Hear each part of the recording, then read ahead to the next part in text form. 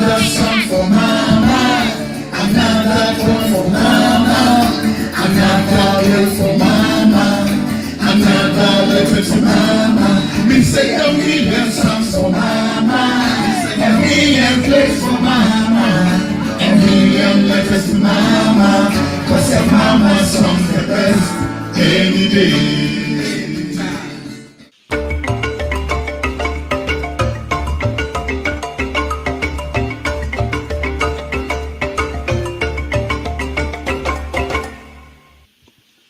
Hello, everybody. Welcome. This is big. For the first time in the history of 90 Minutes Africa, we are bringing to you a rastaman. Jah Beloved is joining us. He just returned from Ghana, where he went for the first time in 11 years to see his people. He will tell us things that he saw, how Ghana is searching for her own Peter Obi. Oh, yes. He will tell us about the politics, the culture, and the life of Ghana, Afrobeat and reggae, and the fight over who makes the best jollof rice. Now, as a former staff of Sahara Reporters, he will also tell us what he thinks about Omoyele Showere's run for president. We see you on Sunday, the 16th of October. Jah Beloved, welcome to the show. Welcome to the show. Thank you, Ogami. Wow. It's nice to see you again. What are people going to? What are you going to tell us about on Sunday? What are you talking about on Sunday? What happened? Oh my God. I went to Ghana, like you said, after a very long time. So some of the things look different. Others remain stubbornly the same. Yeah. And there's a lot to talk about. There is a lot that I want to say. So I cannot wait. But before we close it out and let people come and watch, let's give them a little bit of what you are known for. So, over to you. Which one is that? Give them Bob Marley Redemption Song. Okay, all right. Redemption Song. I'm ready when you're ready. You are ready? Okay, let's go. My guitar is electric and I don't have the combo. Don't worry. I'll sing with you if that's okay. We got you covered. And we're doing a duet, aren't we? Yeah. We're doing it together. Yeah, we're doing it together. Yeah. Right So let's see what happens. Okay. All right, take it out.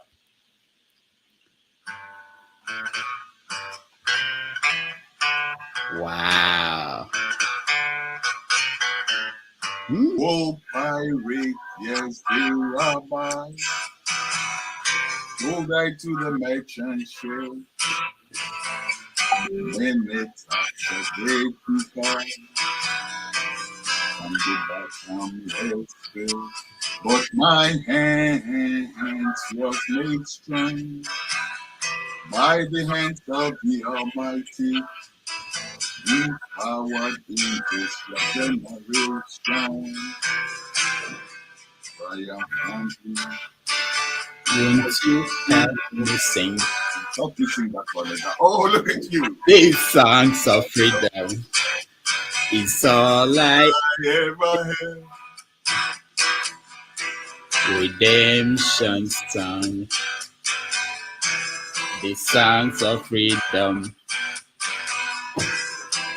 Emancipate yourself from mental slavery. None but ourselves can free our minds. Have no fear for atomic energy. How long shall they kill our prophets and we stand aside and look? They say it's just a paraphrase. We got to fulfill the book. Won't you help me sing? All African people, the songs of freedom. Amazing. I mean, for you to enjoy this, you have to join us on Sunday. She will pray for my protection, for my wife to reach a nation. She will always pray for me to hell and back. Say my mama do not play. And when I meet anybody, she never hesitated and you. But when she whip my butt, she would have cried more than me. Oh, but she win. So today I'm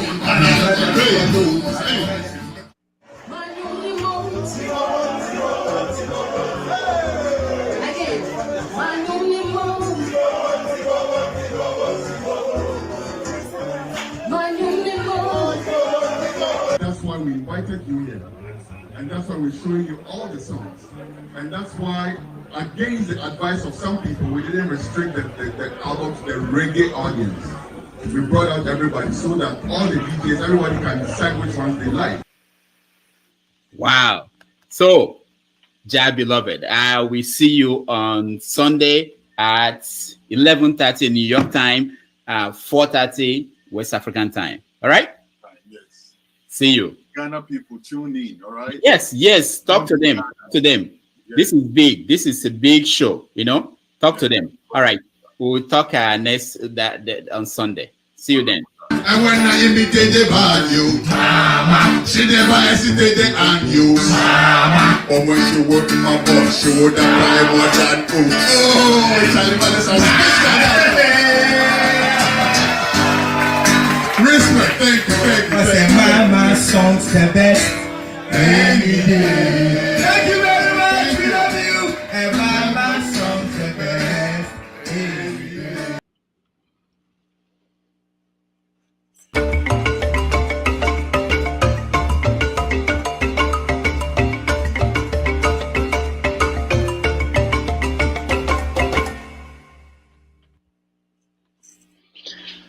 It's Saturday or Sunday, I don't know. For the first time on this show, we can't find our guest. We spoke to him 20 minutes ago, 15 minutes ago, but just with as you all know, Rastafarians, we don't know what happened. He's not answering his calls. He's not responding to texts. Yes. Unbelievable. But we're going to do the show. Yes. We're going to do the show. We're going to convert the show into something that our audience will have to carry with us. This has never happened before, but we will go on.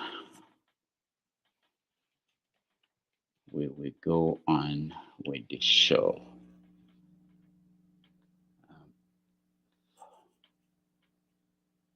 So if you want to join us on the show, please do so. I will share the link, and we talk about all the issues going on.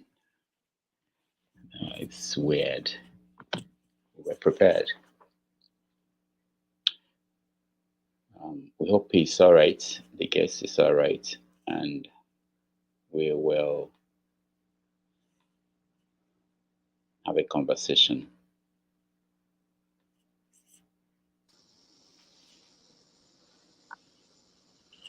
Nigeria needs thinkers and doers.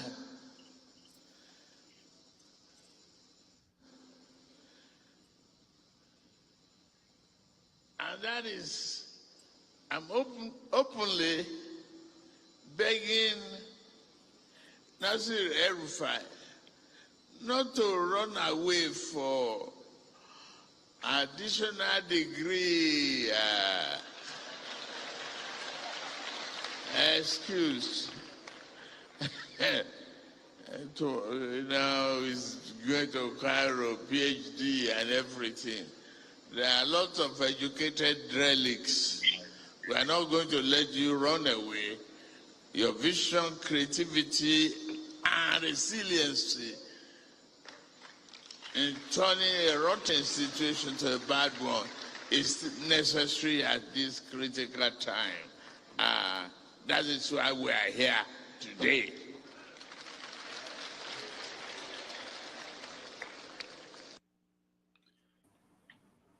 All right. Welcome to the show, James. Welcome. Hello. Good evening. How do you do? Good. How are you? Yeah, we are fine here in the Gambia. Okay. Declan, welcome to the show. This has never happened that the guest on our show disappeared on us. I hope he's all right. I spoke to him 10 minutes before the show, 30 minutes before the show, and Now he's not responding. No phone calls, no texts. So we don't know what's going on. But we can go on, of course. Declan, you are welcome to the show. James, you're welcome. Let's let's modify what we're talking about. Declan, I know you are traveling across Europe. Where are you? I'm in Dublin. Dublin. Okay. Well, can you tell us what took you to Dublin?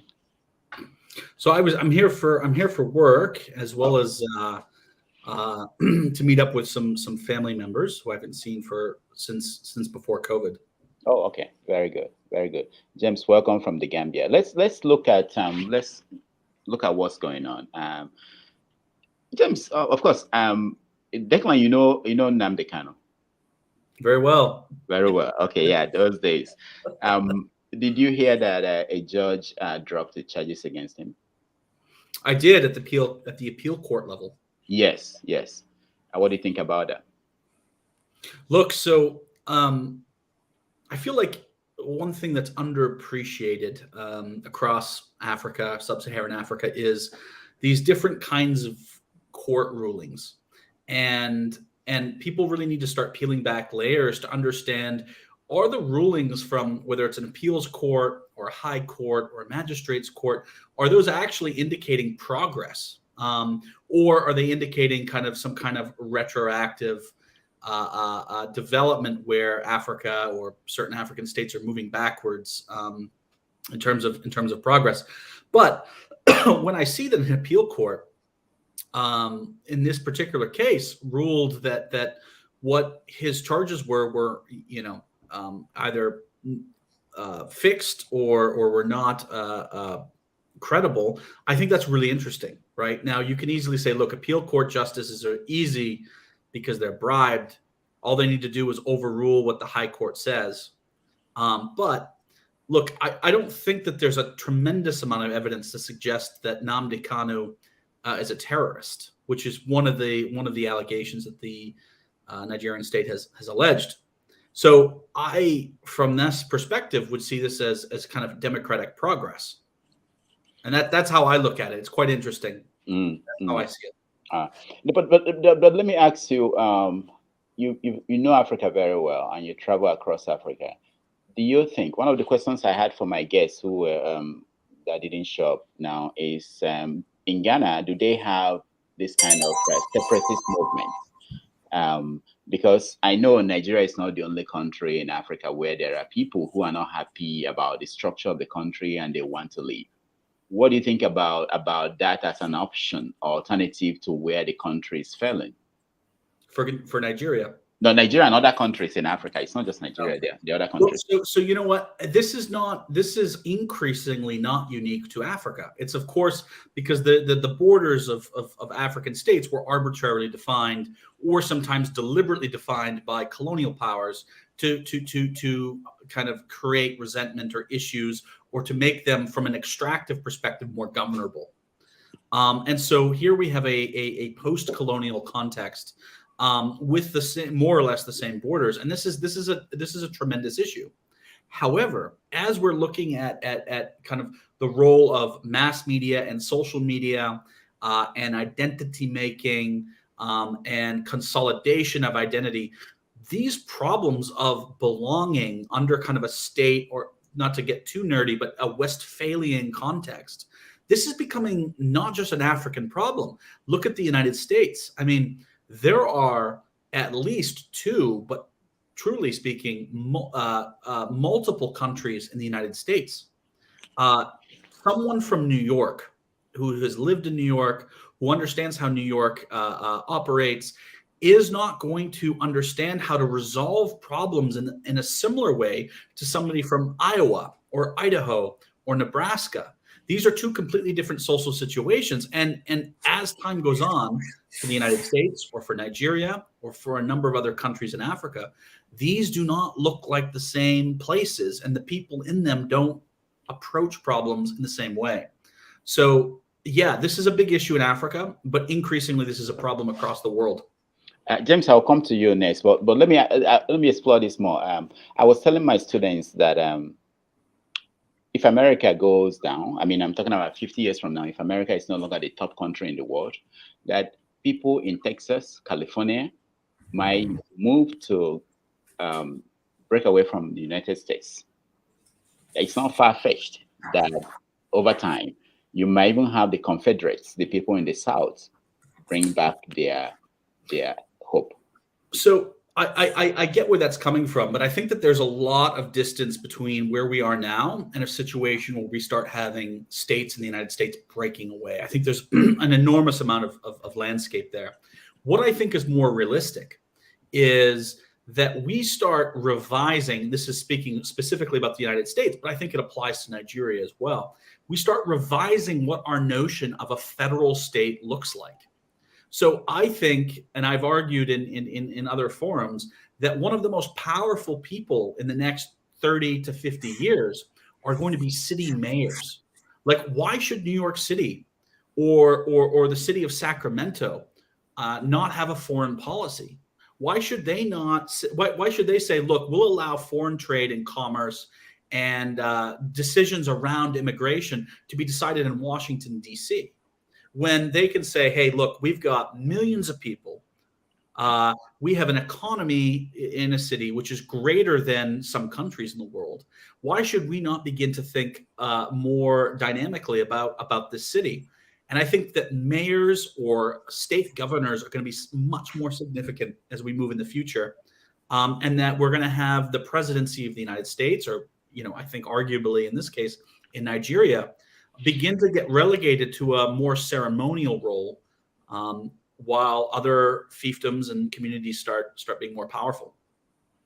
Thank you, Declan. James, you were with us yesterday, and we talked about Nnamdi Kanu extensively. Yeah.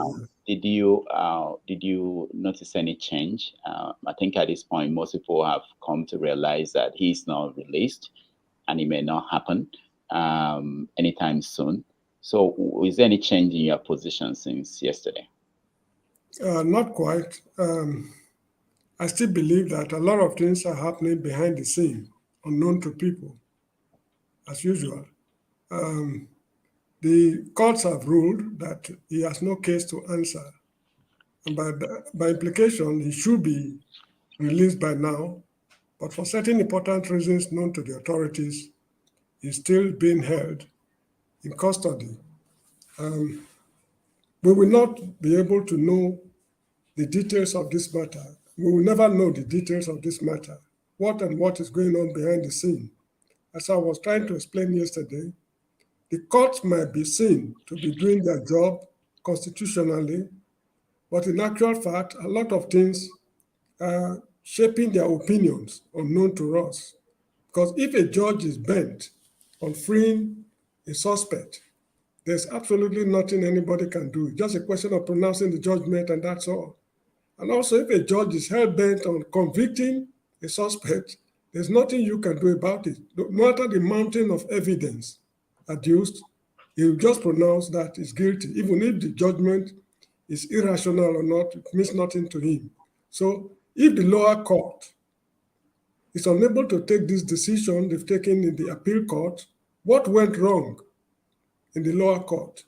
Why were they unable to take this decision? Because the evidence is glaring. This guy was adopted from Kenya. And for being abducted, we expect the lower court to see clearly, because anybody admitted to the Nigerian bench is assumed to be well-grounded in the law. And for somebody who is assumed to be well-grounded in the law to rule that Nnamdi has a case to answer, it means something went wrong in the lower court. Now, the election is coming. It's just by the corner, and they are releasing him. So this is why yesterday I compared this situation with what happened to Dumegwu Ojukwu when he was pardoned to return from Ivory Coast on the eve of an election, in order for the ruling party to use it to get votes. This is exactly what I'm seeing here. If they will succeed or not, that's a different matter. But their intention is political. They want to use him to obstruct Peter Obi from becoming president. This is how I'm still seeing it since yesterday. All right. We found our guest. Finally, our guest is here. So we are going to. I'll ask that you hang in there. Let's bring the guest in and then have a conversation with him. After that, we will give you the chance to also join us and question him. So let's go straight and get our guest in, but I think it's proper to do a proper introduction of the guest. So let's do this. Anytime, one more time. And my songs the best. Ras. One more version, long team. Listen, Mama, she will pray for my protection. Everybody, mama, I what you love want? you. That's what you want to do. Respond for your mother. Respond for your mother. If you know your mother, just go with that. Just say, Mama, she will pray for my protection. Mama, for her voice to reach a nation. Mama, she will always cry for me. To my say my mother do not play. Mama, and when I imitate the value, Mama, she never hesitated and you. Mama, but when she worked in my boss, she would have cried more than oh, Charlie Madison. Respect, thank you.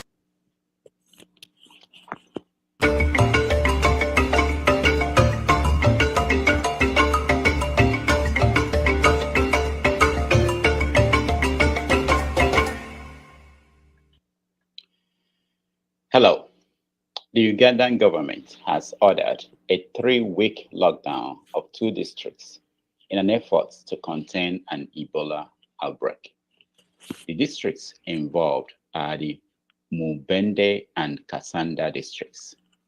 The decision to lock down was a U-turn for President Yoweri Museveni, who initially insisted that lockdowns were not needed to deal with Ebola. Bars, nightclubs, places of worship, and entertainment venues are all closed in the districts. The government also halted movements in and out of those areas. The latest outbreak, which started in September, has killed 19 people with over 58 cases on record. In Tunisia, thousands of protesters have taken to the streets of the capital, Tunis, against the president. Several political movements were on the streets denouncing President Kais Saied. They called him an autocrat and accused him of reversing the gains made since the 2011 uprising. In July 2021, the president sacked the prime minister and suspended parliament. The protesters were also complaining about the country's rising cost of food and fuel. In Nigeria, the appeals court sitting in our capital, Abuja, has dropped charges against Nnamdi Kanu, the leader of the indigenous people of Biafra, IPOB. The court ruled that his arrest in Kenya and extradition to Nigeria were illegal. The ruling was a blow to the Nigerian government headed by Muhammadu Buhari. However, the government of Buhari insisted that Kanu was only discharged and not acquitted. The Nigerian Attorney General Malami vows to explore other legal options. The prospects of releasing Nnamdi Kanu 5 months before Nigeria's 2023 elections have rattled the Nigerian political space. It is 11:30 a.m. in New York City, 4:30 p.m. in Nigeria, 6:30 p.m. in Uganda, and 4:30 p.m. in Tunisia. Wherever in the world you're watching us, welcome to another episode of 90 Minutes Africa. I am Rudolph Okonkwo. My co-host, Chido Onoma, is on assignment. On our show today, we have a rastaman from Ghana joining us. Jai beloved Kwesi Bako is a music artist, producer, and journalist who just returned from Ghana. He will share with us the things he discovered about Ghana's politics, culture, and lifestyle after being absent for over 11 years. As a former staff of Sahara TV, he will tell us what he thinks of Omoyole Showore's run for president in Nigeria's 2023 elections? Beloved, beloved. Kwesi, the beloved beloved. Rudolph, my Oga Okonko, thank you very much for wow. the show. Wow, welcome. What happened? We were looking for you.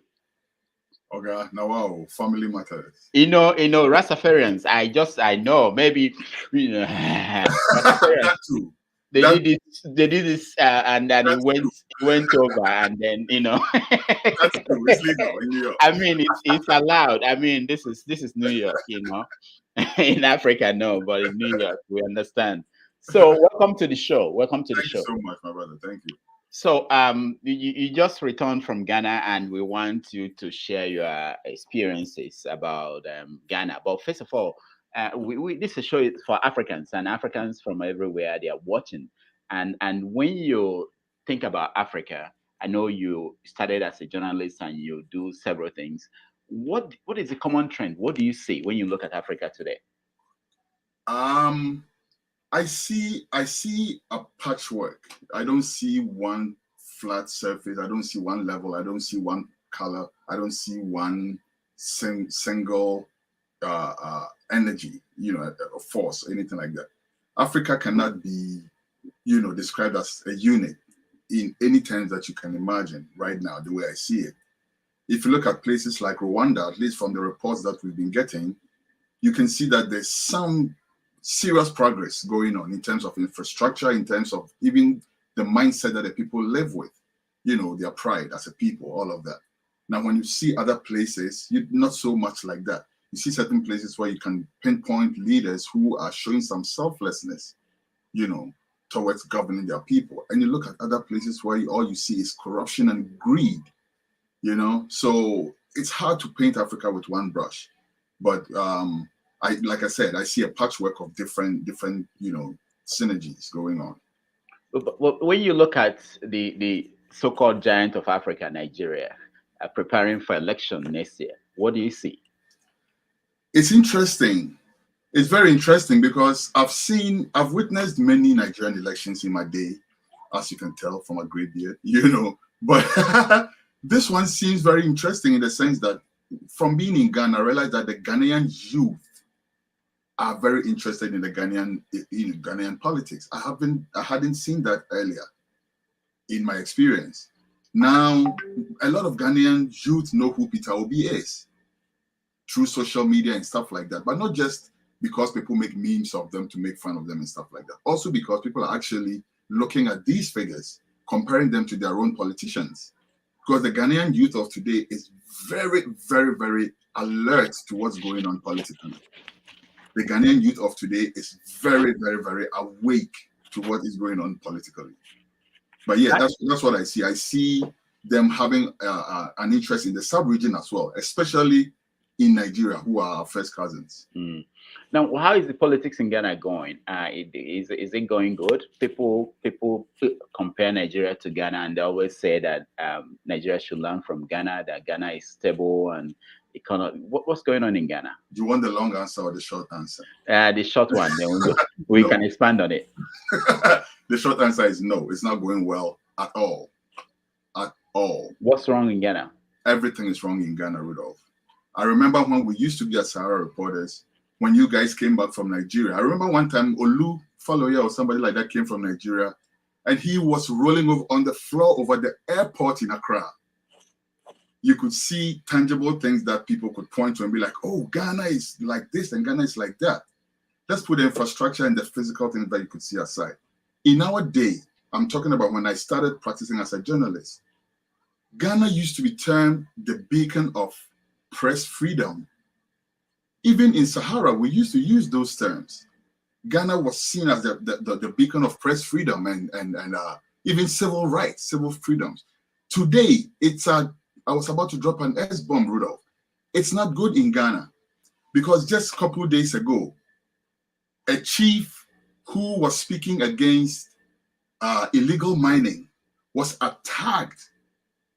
He actually escaped the attack, but his cousin was butchered because he spoke against illegal mining. And the suspect who sent them is supposed to be somebody in government. And that is just one example of many others that are going on. Rudolph, how does a government who is fighting illegal mining seize 500 excavators and decide to burn them? Who does that? Why do you even burn excavators? It's not even good for the environment.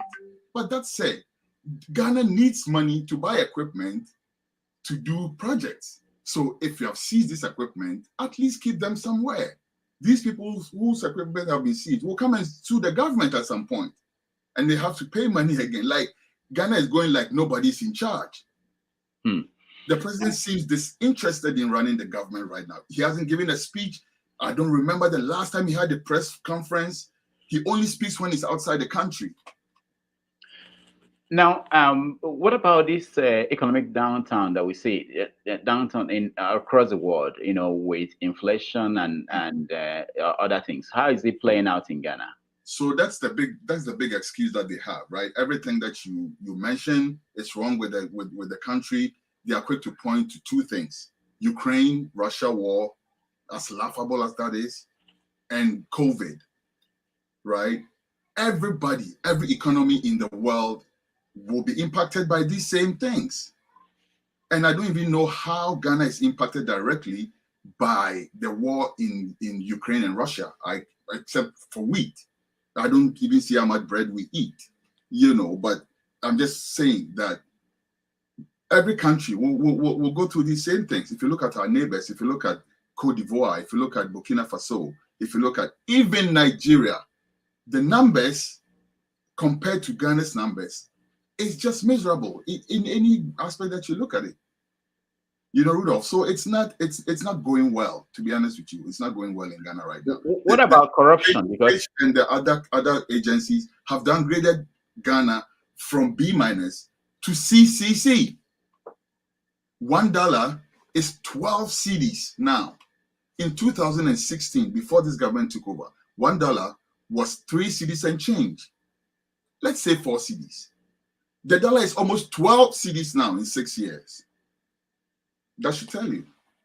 You can't compare that to the naira anyway. But let me ask you about inflation. No. Inflation. You talk about that, but no. Let's think about corruption. Yeah, how is that going? Is Ghana, because we seem to point out corruption and cases of corruption in Nigeria. Rudolph, I think corruption is the reason why Ghana is not working right now. Personally, I think that the president, who spent a lot of time running for president, not a lot of years running for president, probably took too many favors from people. That's just my personal look at it. And so for now, there are lots of people who are in government doing corrupt stuff that he can hardly speak about.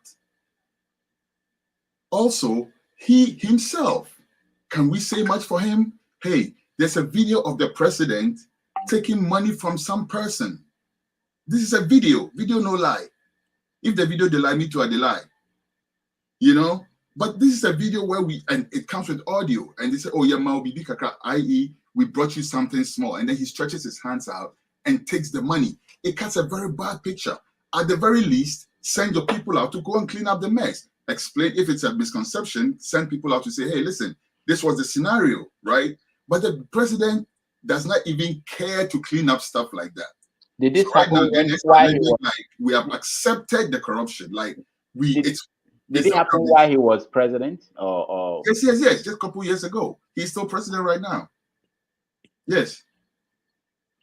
Yes. And so now Ghanaians are like, you are either trying to be part of the corruption and take yours and run, or you are sitting helplessly waiting for the government to change. Basically, it's what's happening from being in Ghana. This is what I saw. People are not interested in a violent overthrow of the government. That's my read from being there. Nobody's interested in that, right? But people are just like on their knees praying for this government to go away. Like people wish they could sleep and wake up and this government was gone. But last 4 years ago, they voted out the other government and brought this one, you know. And great question. What happened? Was that an error? Yeah. Great question. And at the mercy of the courts of Ghana, I'm going to speak my mind, because this is what happened. I've never seen an election where the Electoral Commission does not have actual figures yet declares a winner. Because we're all here when we saw the chairperson of the EC come and give numbers, come back and change it, come back a third time and change it, and still did not tally the numbers. Still went ahead to declare this president. Based on what we don't know. There is a constituency in Ghana, Sal, I think it's actually 2 or 3 constituencies, that did not vote at all. These people have been disenfranchised till today. They pay taxes. They are Ghanaians. They were not allowed to vote. Maybe their vote would have turned it, who knows? The EC did a shoddy job of the elections. Most people believe that this president did not win the election. And personally, like I'm saying, based on the fact that the EC did not even have actual numbers to report the elections on, I'm not convinced that he won the election. But when for the sake of peace, whatever, they let him be the president. When is the next election, and what are in 2 years? In what? In 2 years. 2 years. Yes. Are there people thinking about doing something different or going for a third party? We see in other countries like in Lesotho, yes, they came up with a new party and the person won. We saw in Kenya, for instance, the vice president had to go and form a new party and use it to win. So what are people in Ghana thinking about? That's not going to work in Ghana, and I'll tell you why. The two parties, NPP and NDC, are very, very entrenched. They are so heavily entrenched that people hardly see any other party. You know, everybody thinks these are the only 2 viable options. And the country is kind of split down the middle among these two parties. The other reason why, the main reason why it would not work is that some smaller parties were given a chance, but we saw them align with the bigger parties, right? For instance, there's this guy, Akpalu, I think his name is, I forget what his party is called, one of the smaller parties. Practically was just like a spokesperson for the government. Like he was, it looks to me, from where I sit, it looks to me as if his party was set up to go in there and get part of whatever cake the EC is sharing, but bring it to serve the bigger party. And it's not exclusive to him. I'm sure there are other smaller parties that are also, you know, doing the same for the opposition party, you know. So they've spoiled their name, so to speak in Ghanaian parlance. They spoiled their name. They cannot, people don't trust them like that. People don't trust that these people will actually, you know, go take the fight. That's why we cannot have a Peter Obi in Ghana, sadly, you know. But let me say that currently, Ghanaians are looking at the former president to be their Peter Obi because he has been in government before. His time is when we saw the airport that Olufaloye was rolling on the floor about. His time, we went to IMF, all right, and I was livid about that. You remember from Sarah reporters when Ghana had to go to the IMF after we had struck oil. I was very upset with the Mahama government about that. But I come to realize that he at least had things to show for the monies that he was, you know, and I'm not his spokesperson. I'm not going to say he did everything excellent. Like I said just a while ago, he did things that I did not agree with. But Ghanaians had press freedom. Ghanaians had civil liberties. There was some, you know. So is Mahama now like Nigeria's own Goodluck Jonathan? That is, after he left office, people now felt that he was a lot better than. But this is better than Goodluck Jonathan, I can tell you that. This is better than Goodluck Jonathan in the sense that Ghanaians are actually craving for Mahama to come back. It's very likely that he, if he positions himself properly, can win the 2024 elections. And because he only served 1 term, he qualifies to run again. So he can go for another 4 years. And most Ghanaians, after seeing what he did, because it's so recent, and comparing it with what this government is doing, it puts him in a very good light. You know, it puts him in a very good light. All right. For those who are watching, in another 10 minutes, we are going to bring you in so that you can ask Jah beloved questions and join this conversation.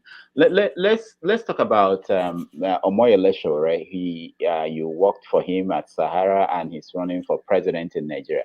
Well, what do you think about his effort? Okay, so just his effort, or I mean, he's trying to be president.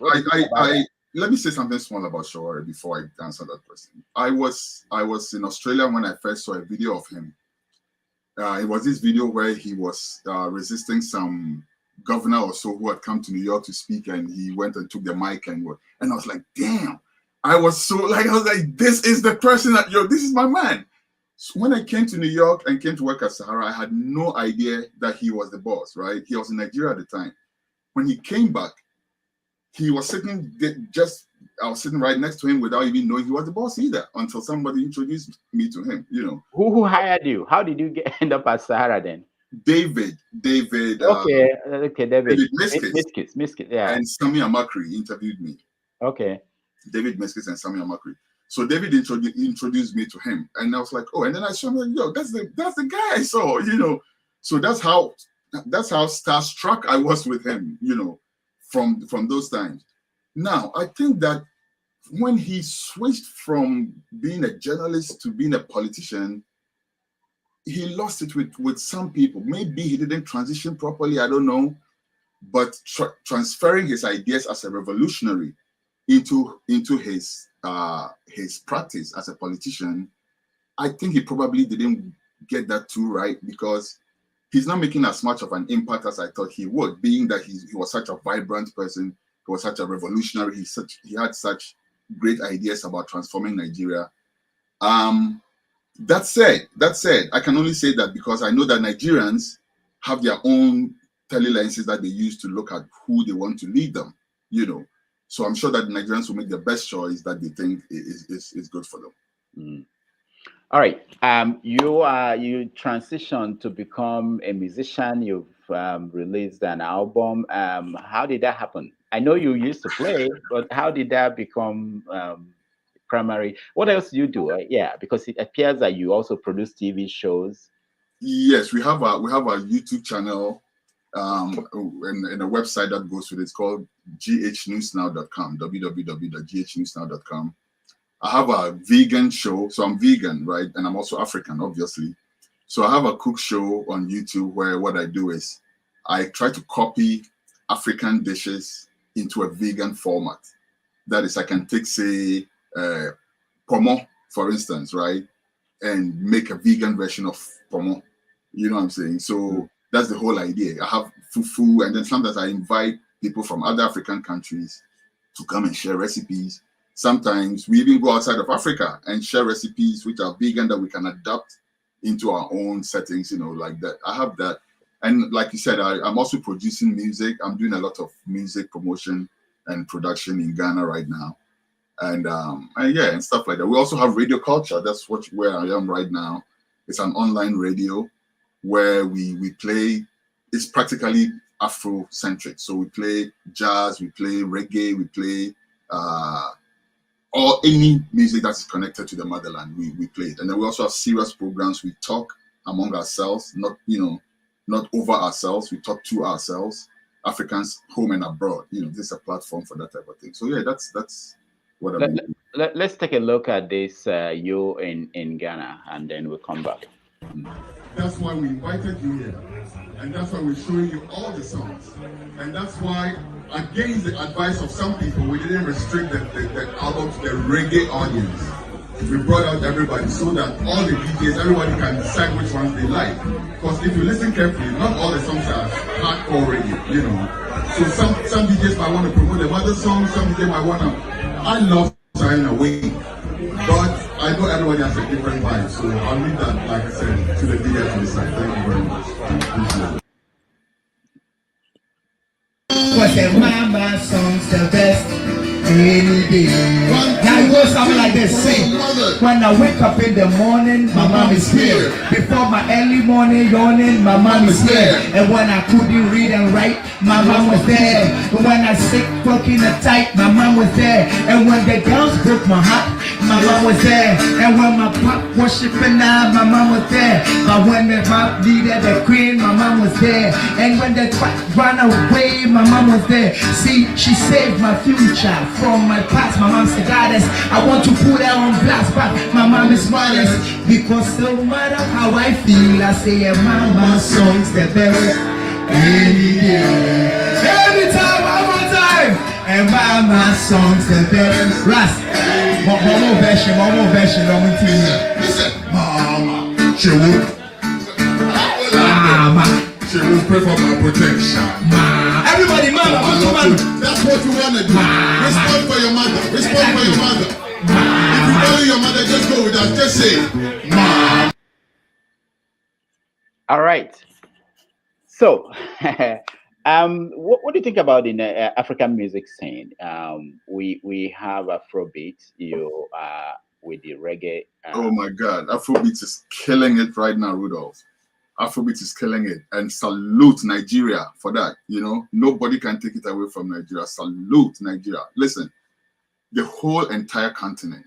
If we have a lot of things to learn from Nigeria, but the entertainment thing is the first thing that I would say that we really can take a lot of cues from Nigeria. If you go to the nightclub in New York right now, they are blasting Nigerian music. If you turn on any radio worth its while in New York right now, right? Like sometimes I'm driving and I'm listening to the radio. You turn on the radio, you're listening to a playlist. There's at least 2 or 3 Niger songs in there. You change to the next one, there's another 2 or 3, you know? And they've actually started the revolution. All Africans take the credit for Afrobeats, but truth of the matter is that Niger heads that pack, you know? And again, on the flight to Africa, you go on Netflix, you go on wherever, or you even go on the pack, you know, that they give you, the entertainment pack that they give you on the flight. Most of the videos that you see there, most of the movies you see are Nollywood movies, right? So whether it's music or the movies, Nigeria is kicking butt, you know, and that's what I see. In Ghana right now, that's where people are looking. Even our big stars, they're looking for the Nigerian artists to bust them, as you know, so to speak. So hey, Nigerian artists, me I do. If anybody can bust me, you know, are the way to now. Now, but do you think that something happened to reggae music after Mandela was released? It appeared that something happened. What happened to reggae music? I don't think has much to do with Mandela. I think that reggae is going through a transformation right now where it's most of it is losing its spirituality, the original essence of it, right? Reggae, from the original foundation, was music that was connected to Rastafari culture, connected to spirituality, connected to African essence, all of that. Right now, reggae is leaning more heavily towards the dancehall, which is talking about everything else. You know, and the songs that are really making it are the ones that are talking about anything but spirituality, you know. So that's what's happening to reggae right now. But I still see a certain strong God, which I'm proud to be one of, who are determined to make sure that reggae does not lose its essence, you know, because you don't have to sing about a Selassie you can sing about football and still make it culturally, you know, applicable to your circumstances. You know, I'll give you an example. There's a song by Maccabee. This guy's called Maccabee, right? And he played a song about when Cameroon went to the World Cup, you know, and Roger Miller and Makanaki. And he did a beautiful song about that. And we could all connect with that, you know, versus singing about women's body parts, you know. Then, you know, we can't play it in the presence of our kids and stuff like that. So that's what I see is happening. So we are going to bring our audience, but before we do that, Rastafarian lifestyle, what does that entail? And has anything changed over the years after the likes of Bob Marley and Peter Tosh? Yes. Like everything else, Rasta is going through an evolution. And if you don't realize that, if you don't recognize that, then you are lost. Okay? I see a lot of racists, that's Rasta men and Rasta women, who are stuck in the past because they don't want to acknowledge that the world is changing and you have to adapt to move with it, okay? Because, for instance, if the Bible tells you not to, for instance, eat food from a vine, for instance, and then you live in a place where the only food is yams and, you know, potatoes, you have to do something to adjust. All I'm saying is that Rasta right now has to adapt to face the realities of the day. And I think that most people are doing a good job of that, i.e. Rastas who know themselves are realizing that, okay, this is where Rasta is going right now. But Rasta has also become a thing where now it's become more free. It's become more accepted. Back in my day, There were 3 races on the University of Ghana campus, 3 of us and 1 girl actually. So we stuck out, you know, and it wasn't easy because everybody was watching you all the time. Now you see everybody wearing dreadlocks. You can't even tell the Rasta from just the fashion dreadlocks. You don't know anymore. So personally, again, let me say this, Rudolph. Rasta is a personal vow. So I personally am not even interested in trying to look at what somebody is doing and determining what that entails and if that is Rasta. My personal vow is to live right, to do good for my fellow man, and to keep the vows of the Nazarite. And to me, that's what's important, not to harm other people, but to, you know, be a vessel of good and not evil to other people. Now, part of that vow is smoking marijuana. No, And, no, is it not? No, it's not. Rastafarian? No, it's not. No, it's not. Okay, No. but I know that when Jimmy Cliff, Peter Tosh, I think when they came to Nigeria, they were arrested for smoking. And knowing that most countries in the world now are making it legal, how does that make you feel? Or I mean, or Rastafarians, how do they feel about the people? Like recently, Joe Biden pardoned or said that he's pardoning those people who had federal charges for marijuana. Do you look forward to when African governments? Absolutely. Absolutely. And I feel vindicated. And let me tell you this, Rudolph. In Ghana, some guy who is very connected to the government and who is in the habit of dropping hints before the government takes major decisions has dropped the hint that government is actually considering legalizing it in Ghana. But if you look at it in fine detail, it's another trick that these politicians want to pull because they want to legalize it, according to what I heard, for so-called medicinal purposes. So it will still be illegal within the country. People will still go to jail for it. People can't sell it and make money. But investors, who are most likely going to be their cronies, can come in the country, get land, and grow marijuana for export. What kind of nonsense is this, Rudolph?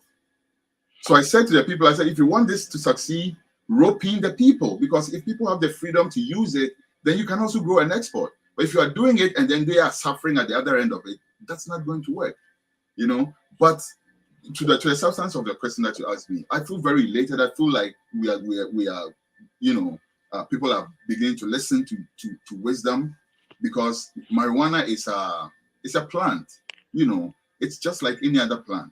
Why is tobacco legal when it has been proven to be an agent of cancer, for instance? But marijuana is not legal. Why is that? Why is it that people can drink alcohol, ogogro, and go and act stupid, but that's legal and you cannot burn your spliff and be in your house? Why is that?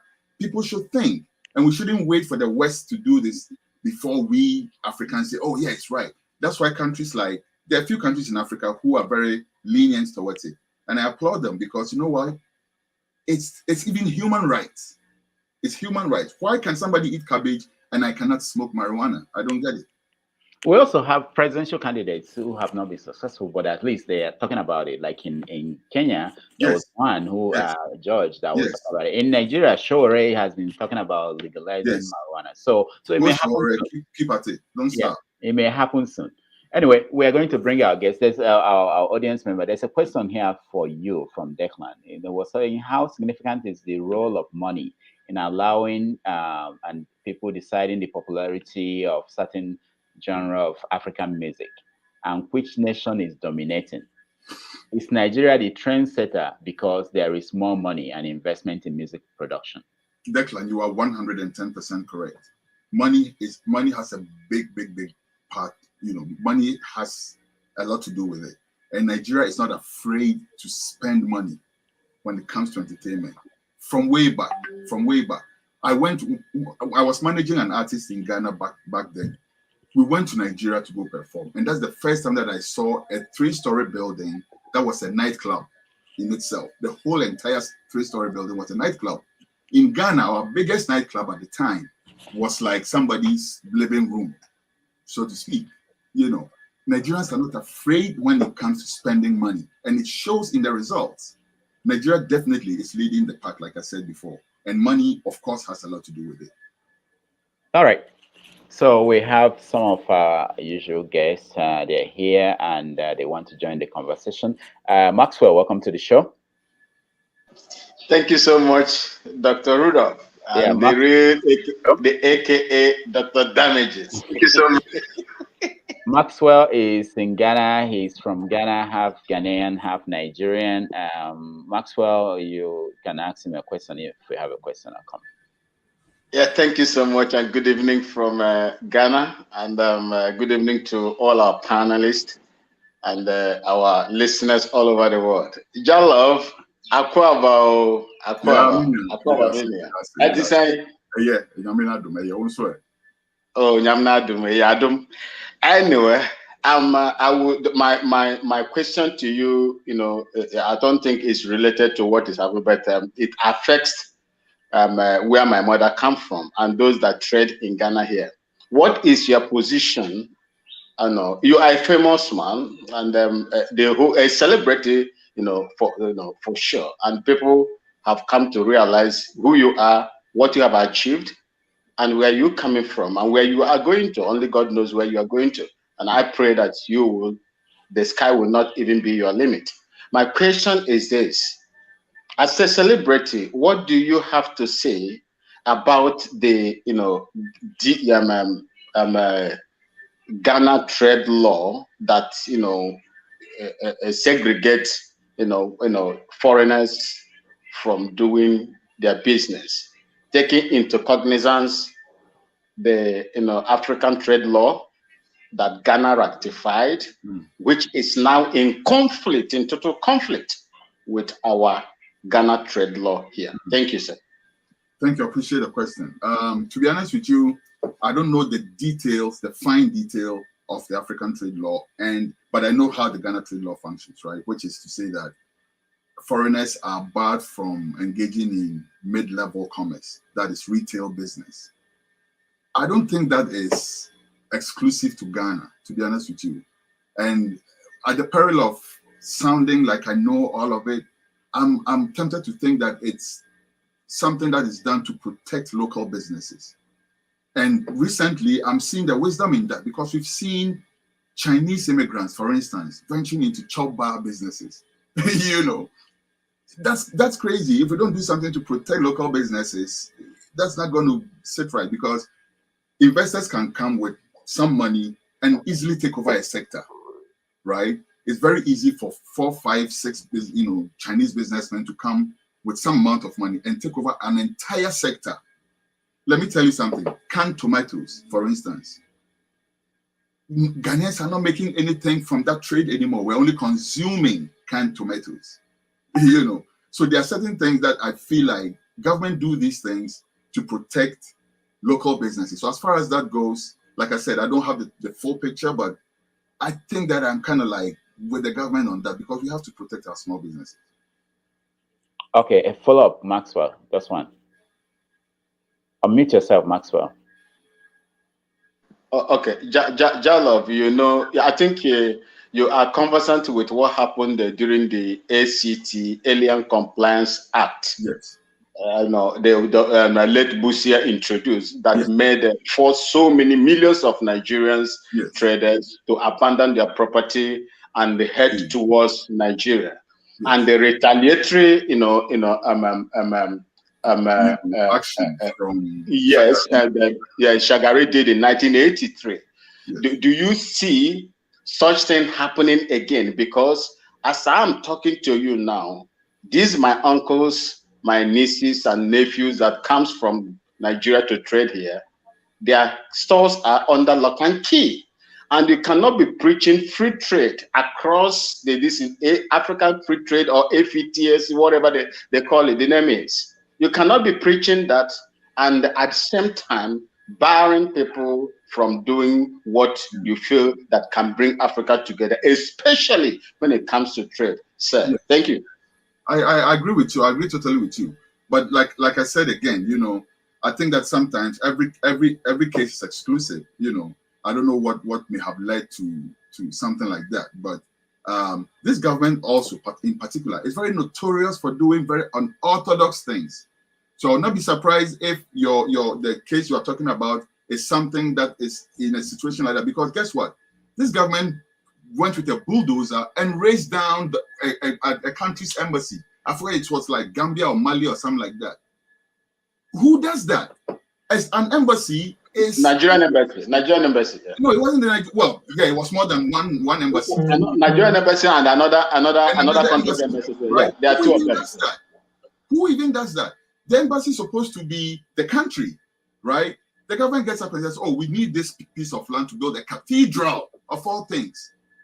So we're going to take the land, and then goes and breaks the embassy. Then the embassy, the country sues, and then the government has to go and pay for that. The government is clueless. Clueless. The government, like, we wake up in the morning, and then if somebody slaps us on this side, then we decide to slap them back. If nobody slaps us, then we sit till somebody slaps us. That's how they're running the country right now. No clue. All right. Thank you. Let's go to Declan. Welcome to the show. Yeah, so okay, Kwesi. So I wasn't thinking about asking a question, but now I've got one. So with regard to basically screening out people involved in retail commercial activity in Ghana, do you really think that it's because people are worried about Chinese shop owners coming in and pushing it out? I would say, particularly when we look at West Africa, that there's this ungoverned thing called Nigeria, and Nigerians proliferate, and that's perfectly fine. But don't you think that it's a little bit more governed by maybe Ghanaian public fear about Nigerians coming in with more capital and then starting to run things? Or do you think that it's actually quote unquote foreigners, right, from Asia or North America or South America? I've got two things to say to that. Number one, the law did not start with the advent of the Chinese in the country, right? The law was there before the Chinese started flooding into the country like that. So I don't think it was made with the Chinese in mind. Now, when it comes to Nigerians, we've always had Nigerians investing in Ghana. Always. Always. From when I was a little boy, right? There were these popular stores. They would equate to the mom and pop stores here, right? But almost every city had those. And when you went there, chances are 60% it was a Nigerian woman selling in those stores. And they sold everything. And we had a joke that we made about them, that if you went there and said, "Oh, I want to buy a needle," and they don't sell needles, they'll say, "Oh, I just sold the last one, come back tomorrow." And then they'll go and buy a needle and come and sell it to you the next day. You know, like how industrious they were. We used to have Nigerians were everywhere. After Ghana deported them, unfortunately, and had the retaliatory action, I think both of us screwed our heads on and realized that we are, after all, neighbors, cousins, whatever. We intertrade. Our intertrade is fine. And guess what? Ghana and Nigeria, Ghana's culture is the closest that comes to Ghanaian culture is Nigerian culture. You know, so there's really not been any problem there like that. Besides, Declan, there were Nigerian banks in Ghana. Nigerians who had money were given licenses to set up banks and operate banks in Ghana.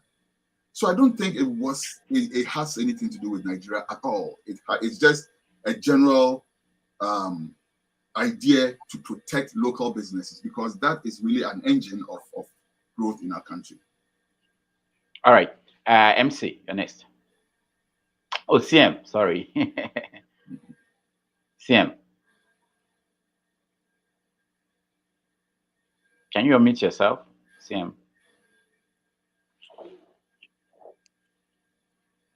Yeah, okay, CM, we don't have audio. You're unmuted, but we can't hear you. Okay, let's go to James while we figure out what's going on with CM's line. James, go ahead. Right, thank you. It's very interesting to come across a rastaman who is, should I say, an erudite rastaman, because they are well known for music and entertainment. Anyway, let me quickly mention something. This, should I say, idea or habit of protecting local industries started way back, I think, 1970, in the 70s in Nigeria. There was a decree they called the indigenization decree. I think it was promulgated by Yakubu Gowon's administration, making it illegal for non-Nigerians to be involved in distributive trade. I do not know if they enforced the provisions of that decree now or not, That was way back 1977. So it was illegal, let's say, for a foreigner to come and set up a supermarket or any aspect of the distributed network or trade network. If they're interested, they must collaborate with indigenes to run that business. That decree has been enforced, but I'm sure it's not been enforced. The erudite rastaman talked about election problems in Ghana. This is not only a Ghanaian problem, it's an African problem. I still remember reading about Liberia in the year 1927. There was an election between the sitting president, DBC King, and one Thomas Faulkner. During the election, during that period, there were 15,000 registered voters in Liberia. At the end of the election, DBC King scored 229,527 votes, while Faulkner scored 14,473 votes, a total of 234,000 votes in a country with 15,000 registered voters. That was 1927, DBC King and Faulkner. So these outrageous things have been happening. We should not get used to it, but this is the reality. I think the cause of all this nonsense is that this thing called democracy, which we are practicing in Africa, has not been Africanized. In Europe, you have French version of democracy, British version, German version, even the American version, Australian version. But in Africa, there is no country that has come up with African version of democracy. And whenever African governments try to chart their own course, they don't know peace from Western interference. A good example is Kwame Nkrumah of Ghana. The CIA overthrew him. Robert Mugabe of Zimbabwe did not know peace in his lifetime because of the people who forcibly dispossessed them of their land. Thomas Sankara's case in Burkina Faso is well known. Murtala Mohammed, the day he was killed, the man who killed him, Suka Bukadimka, was at the British High Commission that morning, February 13, 1976. Jaya Jammeh of the Gambia did not know peace. Mengistu Haile Mariam of Ethiopia, Patrice Lumumba, the list is unending. So I think to solve this problem, we just have to do something about this, what these Westerners call democracy or Western imposed democracy. Anyway, let me stop there so far and give other people a chance to talk because I have quite a lot of things to talk about. Thank you very much, Mr. Rudolph. Thank you. Beloved, do you have Yes, quick reaction. Yeah. I'm happy that you said we shouldn't get used to it. That's the most important thing you said. And then next to that, you said it was 1927. This is 2022. So we should have come way from that, And as bad as it is, I know still every African country has its own, Ghana, still we have our own issues of, but there's an accepted level of,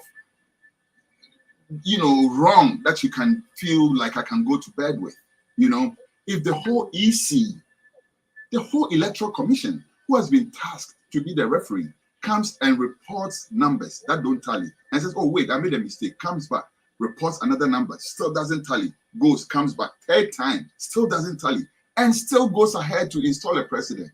That is next level. So that's worse than what the example you gave, if you ask me. All right. CM, are you okay? Good. Okay, hello. Can you hear me now? Yes, I can hear you, CM. Okay, yeah. Thank you, thank you, Rudolph, and good evening from here, Beloved, and the rest of the crew members. When I listened to you during the interview with Rudolph, I was really sort of depressed about the economic situation you painted about Ghana. Because I have a mentor, I have to say so. If you know Spintex Road, Accra, yes. King David Medical Center, if you mention my name, the owner will jump up. He made me what I am today. So he was formerly in the UK. So I'm always on phone call with him and he keep encouraging me. You see, but what I want to know is that, does it mean that the discovery of oil in Ghana according to John Mahama, I think it was John Mahama's time, who made a popular statement that Ghana will not waste theirs like some other countries did. And what comes to my impression I have about Ghana and public service is that, is it bollocking they call it? He gave to custom officers at a Tema port that they are a disgrace to Ghana by demanding bribe before allowing people to clear their goods. And he felt that when you must have given the service you are paid for, somebody can appreciate it by way of thank you all, but not you demanding it as a condition for you to do your legitimate duty. So that such picture is what I have of Ghana. Does it mean that this crude oil they discovered did not sort of bring Ghana to where it's supposed to? I mean, put Ghana far ahead of what it is now. I mean, the impact of oil on Ghanaian economy. Do you have anything to say about that? Yes, I have something to say about that. And I don't want to paint a totally bleak picture because I think it can be rectified. But when Ghana struck oil, the strategy that they approached it with was the best, if you ask me. That the late President Jonathan Mills, whose time, who was handling that at the time, what they did was they actually sent delegations to countries that had oil to study their situation. So they went to Nigeria, right? They went to Norway. I know of these two countries for sure. I know they went to some other country, but I know they definitely went to Nigeria and they went to Norway. So they looked at best practices and then they look at things that are not that great so they can work against it. They came and one of the things they did was that they set up something called the Heritage Fund. The Heritage Fund was supposed to take a certain percentage of the oil money and keep it in there so that nobody touches it at all. No matter what happens, that money is not touched because that money belongs to the future generations. That's the whole idea, right? This government has squandered the Heritage Fund. But I don't want to blame it all on this government. That's why I was saying to Rudolph a while ago that back in John Mahama's time, he went to the IMF for a bailout years after we had struck oil. And I was scratching my head at that. Why? Why do we find it's like we have an economy that's supposed to be running well, and then we get extra money on top of that, and we still go to the IMF. I could never wrap my head around that. So I think it started with John Mahama, to be honest with you. I don't know how they handled it over there, but at least I know he was handling the Heritage Fund. I know that was intact, at least. This government has used the Heritage Fund as collateral to go for a loan from some institution or the other. So the money that's being put in the Heritage Fund for the future is not our money anymore. Sir, the gold that we mine from Obuasi, Ghana is the biggest or the second biggest producer of gold in Africa. Ghana owns 10% or less of all that gold. Are we stupid? What's wrong with us? I don't get it. Who signs these agreements? So that's what's happening. Yeah, we struck oil, but we're not seeing any benefit from the oil. And let me tell you what. In those times when you were talking about, we had 4 oil wells. Now we have 6. We have 2 more. And we still are sinking as a country. We're still at the IMF. We've still been downgraded to CCC. The dollar is 12 cedis now. It's a shame. So I know how you feel. You know how you said you feel depressed? Put that on turbo, and that's how I feel on a daily basis. When I went to Ghana, just looking at people's faces made me moody. Because you can tell people are not happy.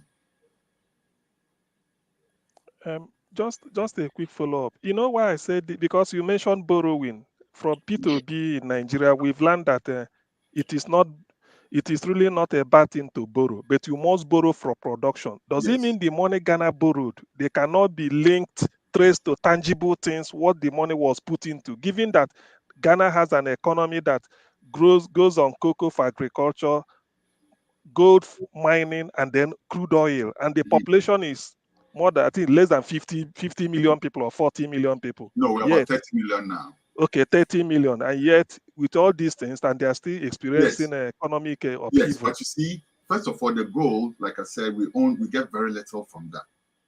Cocoa pays the farmers and puts money in some big man's pocket who pretend to be managing that industry. What else does it do for Ghana, to be honest with you? you know, and then the oil. I don't see how much we get from it. But let me also clarify this. In the previous government, you could point to tangible projects. We could see what we call the E-blocks. E-blocks are schools that the government built all over the country. And they had a peculiar design. So everywhere you go, you see them. Once you see it, you can identify them. John Mohammed's government built these schools all across the country. You can see them. Infrastructure, roads, interchanges, stuff like that. You can see them.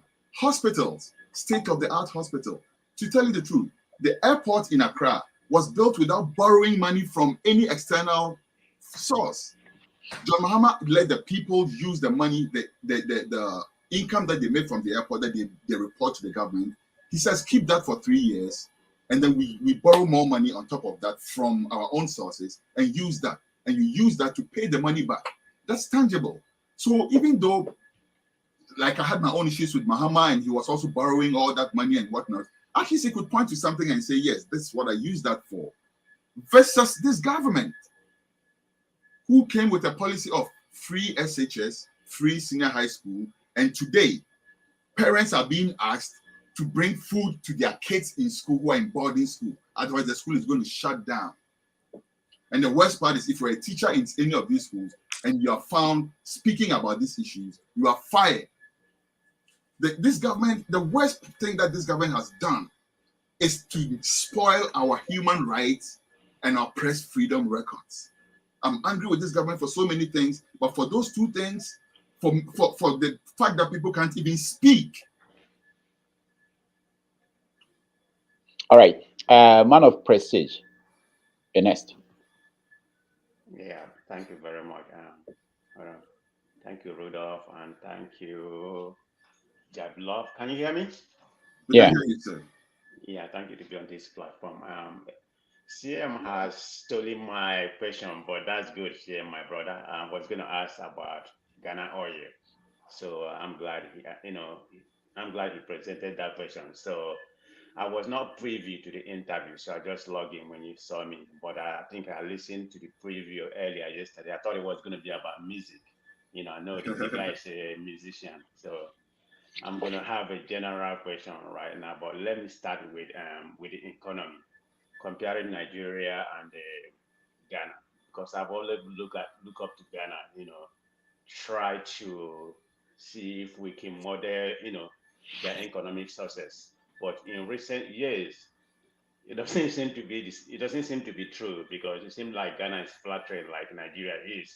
So you being in Ghana or more privy to Ghana economy, can you compare the two economy? Which one is doing better as of present, and why Nigeria is falling behind so drastically compared to Ghana? Are they going on the same area? Because from what I understand, Nigerian inflation rate right now is, I think it was 15. It may have been 19 as right now, but I know Ghana is 23%. Yes. So can you tell me a little bit about that? And my second question is going to be about entertainment, if you don't mind. Yes. When you finish asking this question, if Rudolph can give me the privilege, absolutely, I will ask some question about entertainment. Absolutely. And this is what I say. I wish I had the economic knowledge to give figures and all those things to buttress the point. But I can point you to one simple thing that will just answer the question for you. Nigeria is definitely doing better than Ghana at this point, because the currency is doing better. Inflation rate is worse in Ghana. Cost of living and even quality of living, I'm sure, is better in Nigeria. I'm very sure.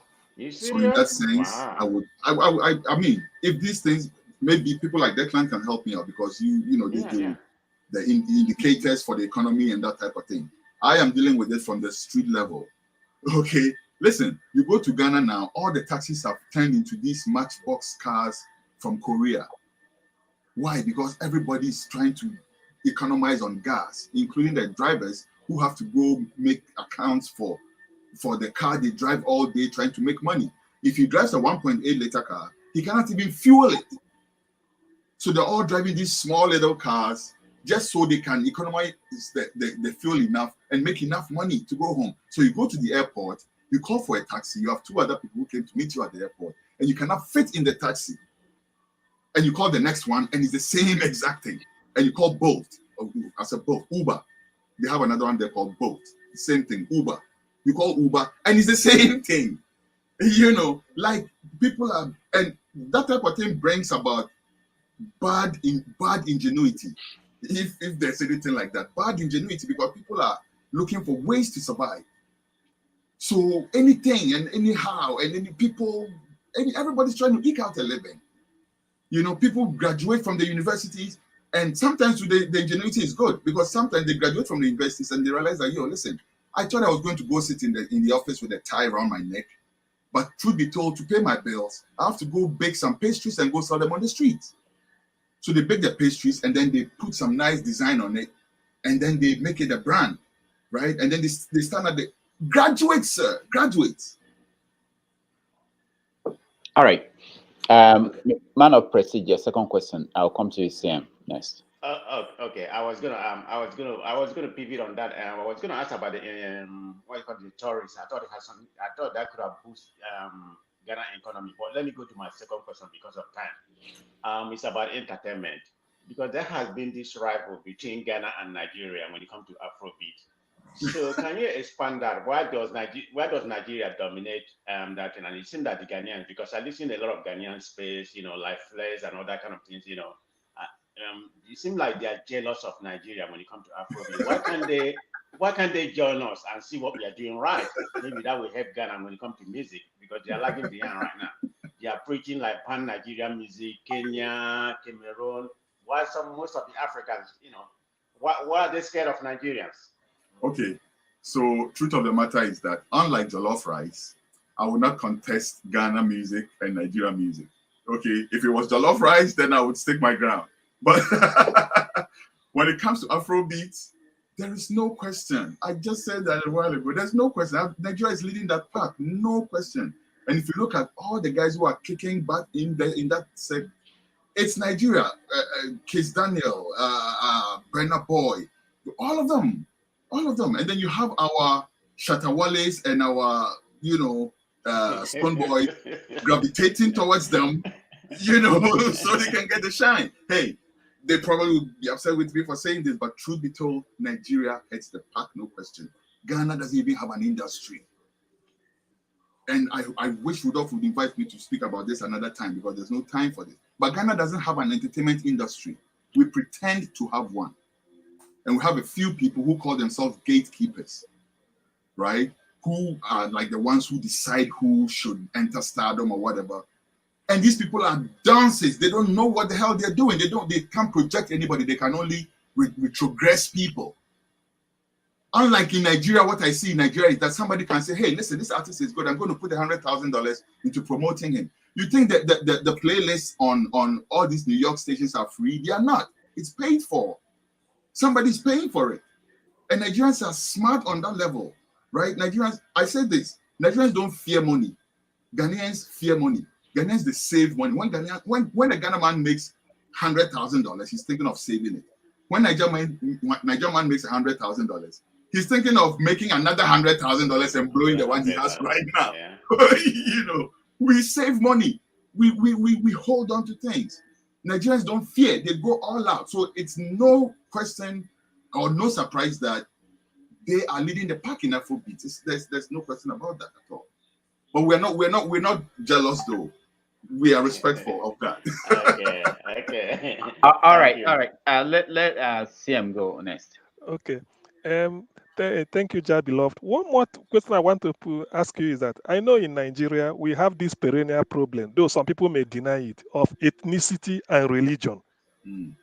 And that is real the bedrock of what, because in Nigeria you can employ mediocre in any way, and insofar as it's either from your religion or your ethnicity. So that is at federal level they mess things up. Do Ghanaians have the same problem? Because I know there are Ashanti, there are Fante, there are these. Do you have that same problem? Very covert. In Nigeria, you see it manifesting in conflicts and stuff like that, so you know it's there. In Ghana, we haven't seen it. Even though in the north we've seen some conflicts and stuff like that, but in Ghana, the real problem is that it's covert. It's covert. That is, the people in the south covertly look down on the people in the north. That's a fact. And not many people are comfortable speaking about that. But I'm going to speak about it. I'm from the South. I don't look down on anybody from the North. But generally speaking, the Southerners tend to look down on the Northerners, right? And then even within the Southerners, there are people who feel like they matter more than others. These are not things that you see burst out into conflict. It hasn't happened yet. So we may not even, accept it, but it's a fact. What about mediocrity? What about mediocrity? Mediocre, putting unqualified people in a position because... Oh, my good Lord. Where do I start with that? Oh, in Ghana too. Where do I start with that? And it's not just exclusive to this government. The previous government, they had some really top-notch people in there. But there were some other people that we couldn't understand why they were in those positions. Right? And then this government puts it on turbo. And the other thing is, every other government that I've seen, if things are not working, the government, reshuffles the ministers, replaces some of them, moves some to the other. This president doesn't seem to be aware of what's going on. The finance minister needs to have gone 2 years ago. He's still at post. And the economy is degrading and he's still sitting there. All right. Before we go for second rounds, let's welcome the people that just joined us and see if they have any question or comment. Jude, welcome to the show. Hello, everybody. Good morning. Good afternoon. How are you doing? Jude is in California. Jude, do you have a question or comment for our guest? Not yet. I'm just I just joined. So. Okay, Ralph, welcome to the show. Yeah, thank you, Rudolph. I'm moving stuff, so I would like to ask a question, and so I can jump out and go back to my moving. Okay, go ahead. All right. So, I always find it funny when we do this. The West, blame the West. I don't know which century we'll stop because I guess we are still on this. That's our number one go-to because if the West exists and East exists. However, at the same time, we are talking about Nigerians spending money in the entertainment scene. Nigerians love money. And then we also have the argument online, like we spend too much money, we do wrong things with money and all that, when we still don't have a good, viable entertainment industry like South Africa. So I'm confused sometimes when we keep saying this, the West did not tell you not to do the right things. And I'm always worried about this misinformation that we keep putting out there, that we keep hiding behind, instead of pointing out how we can grow our industries such as entertainment, how we can talk about, look at an example, look at Lagos. Lagos just commissioned the first is light rail, which took 11 years to build, over $1 billion. The same, Addis Ababa has 2 lines that cost less than half of what Lagos spent. And in 3 years, they built 2 lines. Lagos built 1 line in 1 year. So I don't know if the West made Addis Ababa get theirs right. But Lagos spent 11 years, but we keep shouting the West. So the West, well, how does it always happen? It's always when it comes to what we don't like, we keep shouting the West. Mugabe, the West made Mugabe pick his wife as his successor. Did the West come and tell you not to develop railway system that connects Accra to Kumasi and all the other parts of Ghana where the accident that happened earlier in the year, where the trucks transporting dynamite collapsed and blew up half of the road? Is it the West that told you not to do that? Yes. So I don't know when will it become? You'll be surprised that they have a part in it, but I'm trying to let you finish. Precisely. Okay, so when will it become proper for us to hold our people accountable? Because we keep doing this thing of always shouting the West, that even Turkey builds a mosque in Ghana, which is supposed to be national mosque, and we forget that Turkey is not in the West.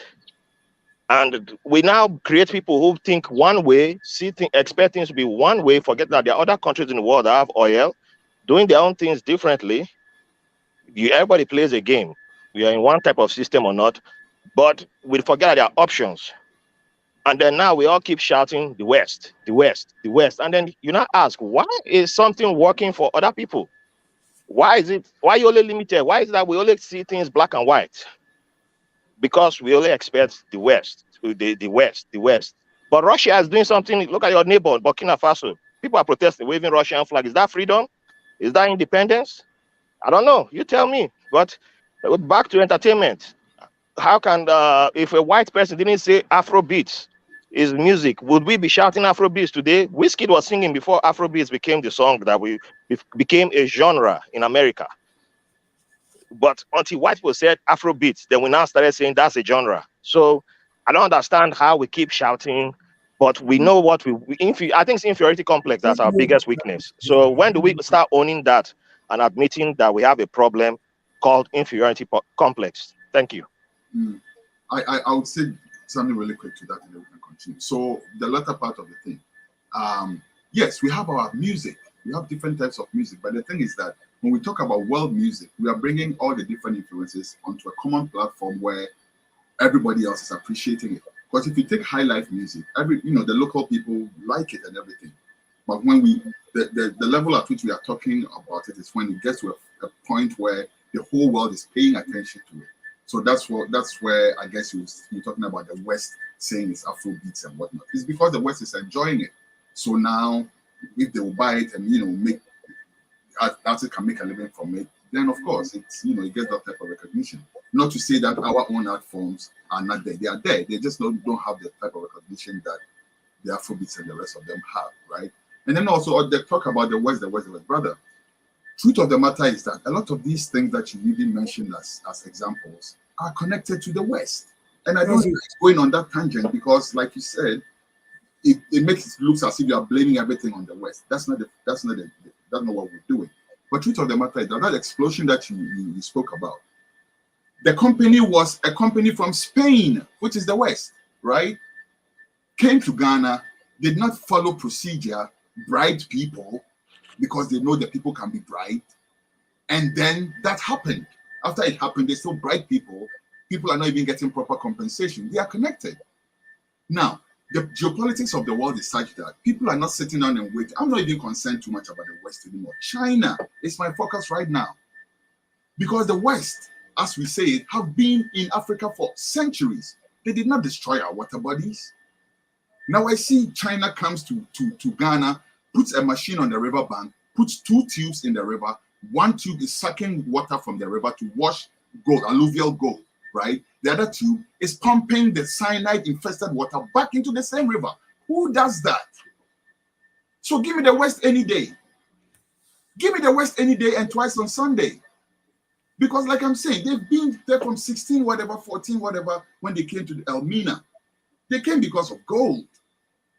They never destroyed the water bodies. They built railways, and I'm not praising them for it. They built the railways because they wanted to go into the hinterland and get the gold. But at least they had the presence of mind to do that. Now we have a China who comes and, let me tell you something. China is exporting yams to Ghana and the UK. Because Ghana used to export yams to the UK. They come and mess up your land, mess it up with mining, which is something I wish we had time to talk about. It's degrading Ghana right now. That's probably the biggest problem in Ghana right now, illegal mining. But China is at the helm of that, right? And then after they destroy your land, now they grow engineered yam and cassava in China and export it to England. So in a few years' time, that trader who was in Ghana exporting yams, they're shutting down your business because you can't compete. So my focus is not even the West, brother. The West, they've done the West to us already, I think. China, I think we should look at China. All right. So may I say something quickly before I leave? Okay, go ahead. Thank you. I agree on the premise of China because there's this whole thing online of a revision of history and people like, as if China is your best friend and all that kind of good stuff going on. But I'm like, nobody builds your headquarters like the African Union for free without expecting access to something. And I've still not heard people talk about the speech Erdogan gave at the African Union when he was asking for Turkey to be an observatory member of the African Union. And he said it's because of Turkey's ties to Africa on an Islamic level. And I've heard many Nigerians here who hate other Nigerians because of Islam, but they were quiet on that. And it's weird that, that's why I keep pointing out that there's this thing that we focus on the wrong places sometimes. I get it. The West, you can't ever find me supporting the English Premier League. I don't even respect anybody who brings English Premier League around me. But the enemy is right there at your domot, and we fail not to pay attention to that. That's why the best solution at the end of the day is still trade between African countries, which we fail to see how we fail to promote. African nations. Africa is the only continent that does not have has the lowest amount of trade between its countries. Everybody's pursuing trade between somebody oceans away. Your biggest trading partner should be your next door neighbor. And when you have that, it forces you to improve your infrastructure. You can be shouting Pan-Africanism, you can be shouting socialism, you can be shouting whatever ism that you want to shout. But if you don't have roads that connect at the Aflao border, you don't have railway that's connecting at the border, you are not going to have the tomatoes move from one community to the next market. We don't think about that. We only think about sheep. And then if China says, I'm not buying from anybody, or I don't want your gold anymore, you are done. Your market is done. But look at the music now. Before the music became big in the West, was it not Congolese musicians coming to Nigeria when Awilo started blowing up? Everybody was dancing to Congolese music. They were moving around Africa. And that should have been the first example. Nigerian musicians were also moving around the yes, I was coming to that because way before that, as a kid, I didn't even realize that because my family is also from Ghana. We had Ghanaian music, but Ghanaian musicians were coming to Nigeria. Nigerian musicians were going over to Ghana. And we had people from other parts of Africa coming. It was going around. So that should have been the first sign that if you want to promote trade, you need to have a strong trade between African countries. From north to south, there needs to be infrastructure. And I think Mahama said that yesterday at the IMF meeting for business partners at DC, that Africa never had a Marshall Plan. And I think that's something you will never hear China promoting it. You will never hear Russia promoting it. Russia will give you weapons. The largest number of weapons that kills Africans, small trade, comes from Africa. The last report that came out. Thank you very much. And I appreciate you giving us your time. Thank you. Thank you, Rob. All right. Let me see the people we've not heard from. Jude, are you ready? I think James has his hand up.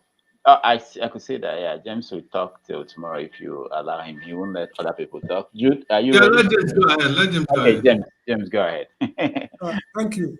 You see, it is very difficult for African countries to trade among themselves under prevailing situations because there's what I would call non-complementary production structures. You grow granite in Nigeria, the Gambians also grow granite. You find cocoa in Nigeria, Nigerians also Ghana, Nigerians also do the same thing. Whatever you produce in one African country is also produced in your neighboring countries. So trade is very difficult.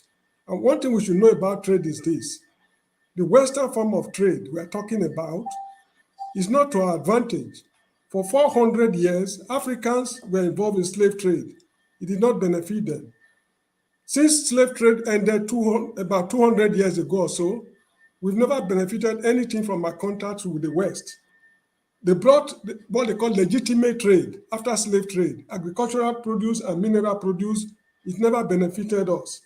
The neo-colonial structures, during colonial rule, trade continued. It never benefited us. Now we're talking about World Trade Organization, neo-colonial structures. It's not benefiting us. For as long as you tie yourself onto the West, quoting your currencies in pounds and dollars, this problem will continue. Let me tell you what is happening in the Gambia. We grow granite here. Now, when you grow the granite, it is the white man who will tell you the price of the granite you've grown. Then he will buy it from you. He now produce granite oil out of the granite, and he will also tell you the price you will pay for the granite oil. At the end of the day, you're always the loser. This is why I was quoting people like Kwame Nkrumah. When Kwame Nkrumah was charting a course for Africans, it is the CIA, headed by this George Bush Sr., when he was in Accra, that toppled this government. Robert Mugabe. His land was forcibly dispossessed by the white people during the Chimurenga War of 18 something, I can't remember. They never allowed him no peace. Murtala Mohammed, when he came to Nigeria, we had a clear sense of direction. The day he was killed, February 13, 1976, Suka Buka Dinka was at the British High Commission in Lagos. What was he doing there? So the issue is that what we need is total and unconditional disengagement from the West. See, the Iranians in 1979, they were just like Nigeria. Although people had branded them terrorist state or whatever, or rogue state, between 1979 and now, Iran is a country to be feared, even by the United States. Whenever you go against Western interests, they brand you, they give you all sorts of names. We should be tired of saying we are tired of being slaves. Slave trade was abolished officially in 1807. And up till now, slavery is still going on, and we are relishing it. African leaders steal money. They never send their money to Japan or Hong Kong or the Eastern countries. Send it to Dubai. To the West, London, Dubai Paris, in the West. You get the point? They don't see anything wrong with that. But when you do them anything, they are ready to rain fire on you. The first coup d'etat in West Africa was in Liberia, I think 1923 or thereabout. When it happened, the people toppled the irresponsible government. The US armed forces invaded Liberia to restore the decadent administration. So as I've said, not until we disengage ourselves from the West, we will never know peace. For over 400 years, we will go around. All right, please, let me just say this before I go, please, let me just say this. Just a two-liner. I agree with most of what you've said, James, except to say that I don't think total and disengagement from the West is realistic. It's not realistic. Let's be practical, okay? I think what we need is a revised terms of trade in terms of engagement in everything that we do, right? For instance, why does Ghana have 10% of the gold? We should sit down with whoever owns the gold and revise that. I think that's what we need. But you say we are totally disengaging from the West. It's one ecosystem. It's one world. You know, we all live here. And remember, a country like excuse me, Africa is for Africans. Africa is for Africans. When they were doing business with South Africa, under the apartheid regime, Douglas Ian Smith of Zimbabwe, while they were doing business at the expense of the blood of Africans, they saw nothing wrong with it. But when the Africans are charting their own course, they don't want them to know peace. All right, please, let me just clarify something. Let me clarify something. Let me clarify something. Let me clarify something. Any leader who is not willing to die for Africa, James, I'm sorry, but you're not right. You're not factually right on anything. Perfectly correct. No, you're not. Murtala Mohammed should have gone to prison. He's a human rights violator. That guy butchered Igbo people mercilessly during the Civil War. And you people keep claiming that he's some glorious guy because he made some speeches about socialism, as if that's all it takes. You don't judge. If you are really about this Pan-Africanism, you are about all it takes, then you wouldn't want any other African. You wouldn't want all Africans killed. But you put this wayo out there. You pick and choose the good things you like. Mugabe gave land to people who don't know how to farm. Who told Mugabe to give the wrong people? What is wrong with that? It's their land. Okay, fine. Hold on. Let me make this point. Let me make this point because you have people who want to farm. You said it's the people's land, yes, but you gave the land to your party cronies, and your party cronies are not farming. So who loses?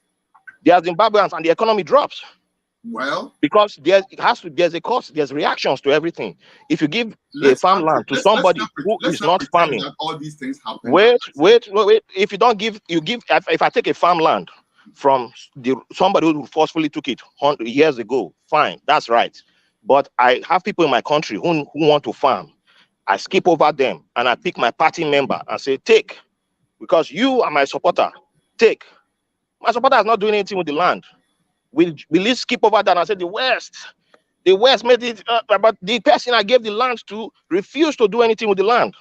The land was fertile. The land was producing goods, was producing products.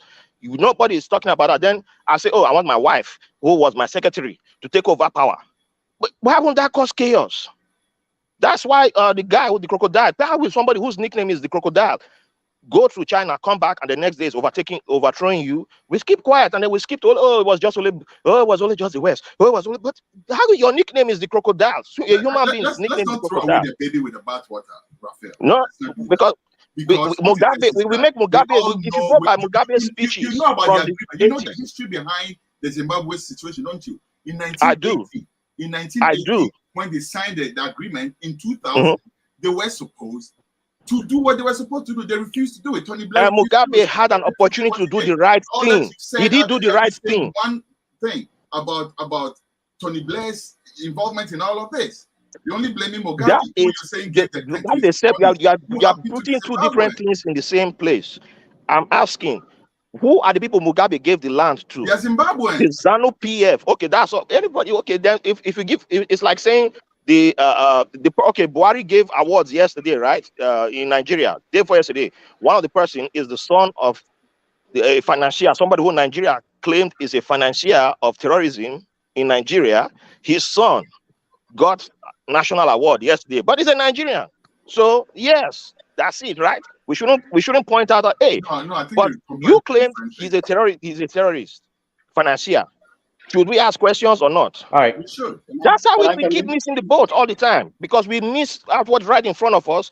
We jump to the other. We only like this part about the person, so we're going to stick to that part. How do you hold people accountable? Mugabe messed up, period. Because he had the right, the chance to do the right thing. Everything he did was right. He did some messed up stuff. And he killed 20,000 people too. But the 20,000 people that he killed. Zimbabweans, and they had to have their but he killed 20,000 people too. Decide to do anything in it. That's my right. And that's why we are stuck where we are, because we will say, we gave all the lands to Ghana. Then why are we mad at the current Ghanaian government? It's not for they are doing. They can claim they're doing everything for Ghana too, right? I use that same excuse. How do you even compare the two? Zimbabwe was fighting for the heritage of his people as a whole. You know what Nana Akufo is doing? He's trying to mod into I know, but I family in Ghana. I know, but you don't want to hold people accountable for their crimes. Hold on, guys. How do you even compare the two? Raf, hold on. Okay, so we have to talk about that. I know. Anyway, it was nice talking to you people. I'll be listening in the background. Okay, I actually enjoy some of this. Maxwell, go ahead. Thank you, Dr. Rudolph. You see, John Love, my brother, I would like to speak something, a little on the oil and, the management of the oil. You know quite all right that it was Kufuor, during Kufuor's time, the ex-president, that the oil was discovered in commercial quantity, and he did not benefit from it. The problem we had in respect to that oil discovery, the remunerations or the royalties or the percentage that we're supposed to get was not adequately in favor of the Ghanaian people. You are aware of that, sir? You see, yes. What they paid us is what we call royal percentage, simply because the oil is on our soil. No, we don't have anything, and that was the problem late Atamis had when he came into power.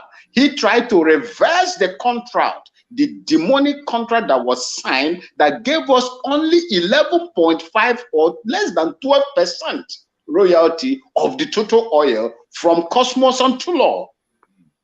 That contractual agreement, exploration of the crude oil, was never done to our own benefit here in Ghana under ex-President Kufuor. That aside, now, when you come to Rudolph asks you some of the things. I don't know who asked you some of the things that you can compare Nigeria with. You see, as long as I live in this country, and this is where my father comes from. I'm from the Upper East region, Binaba village, from the Upper East region, Bogatanga. That's where my father comes from. You see, we have, if you are in a country, no matter how bad the country is, and you don't have security of lives and property, then that country is not going anywhere. I can boast of that in this country, irrespective of the problem that we have in this country. As long as there is that security for the people, I'm up for it. Maxwell, Another thing is that Ghanaians are secure. Is that what you're saying? Come again? Are you suggesting that Ghanaians are currently secure, as living safe? Yeah. If you compare it with our neighbors, we are a bit secured. Okay, in terms of what is going on, I was a serving military officer as well. I know what is happening in Burkina Faso. I know what is going on in Nigeria and the politics of terrorism in Nigeria, in Mali, and other places as well. In the Rwanda and Sierra, Central African Republic. We know what is going on in these areas. So you see, when you come to Ghana, we still have that level of security in Ghana. I can boast of that. And another thing I can boast of also in Ghana as a Ghanaian is the supply of electricity. Yes, we had serious problem. What we normally call, I think you are aware of it, when we were carrying stoves on the street. The doomsaw thing, you know. So since that time, the doomsaw has been rectified. There is constant electricity. No, let's not even go there. Just last week, just less than 2 weeks ago, people had money in their hands to go buy prepaid. This is exactly like we didn't pay the bill. So Jallo, to go buy Jallo. There was electricity to be bought. What are you exactly? I understand. I understand. The entire country was dark. Entire Ghana was dark. Yes, I know. What are you even saying, Maxwell? See, my brother. See both things that you what said, I'm trying to say. What security? No, Jallo. What I'm trying to say is this. I suffered in buying my prepaid car. Loading my prepaid card because right now. It looks like you got Doomsaw right now. No, I have. My light is on. My light is on. I have for the past. Apart from the problem we had that time, for the past 2-3 years now, my light has never blinked. Okay, so and we are paying for it in a situation where you have. You are living in paradise, man. Compared to Nigeria, you are in paradise. Okay, you see, when you compare it to some of the you see, Jallo, where I have problem is this. My mom is from the eastern part of Nigeria, and I served in the army for 18 years, and I know what I passed through. Nigerian army or the Ghanaian army? Nigerian army, yes. You see, especially in the north, 18 years, 19 years of my active service was in the north, in the northern part of Nigeria. You see, I experienced what Nigerians are experiencing. I don't think that they supposed to do so. I don't think so. They're supposed to at least have such thing. Electricity should be one of the bane of development in Nigeria. If any other African country must suffer for electricity power generation, that country don't supposed to be Nigeria. Thank you, sir. All right. I don't agree with those two things you said, because maybe if you compare it to, like you said, other countries, you have a case. But if you compare it to Ghana itself, of just less than 10 years ago, Ghana is a very, very, very dangerous place to live in right now, I'm telling you. Because, are you aware, did you see that video where some land guards pulled out guns? Okay? Somebody has a mining concession. Somebody else says it's his or whatever. Comes with his people with guns in broad daylight, start shooting.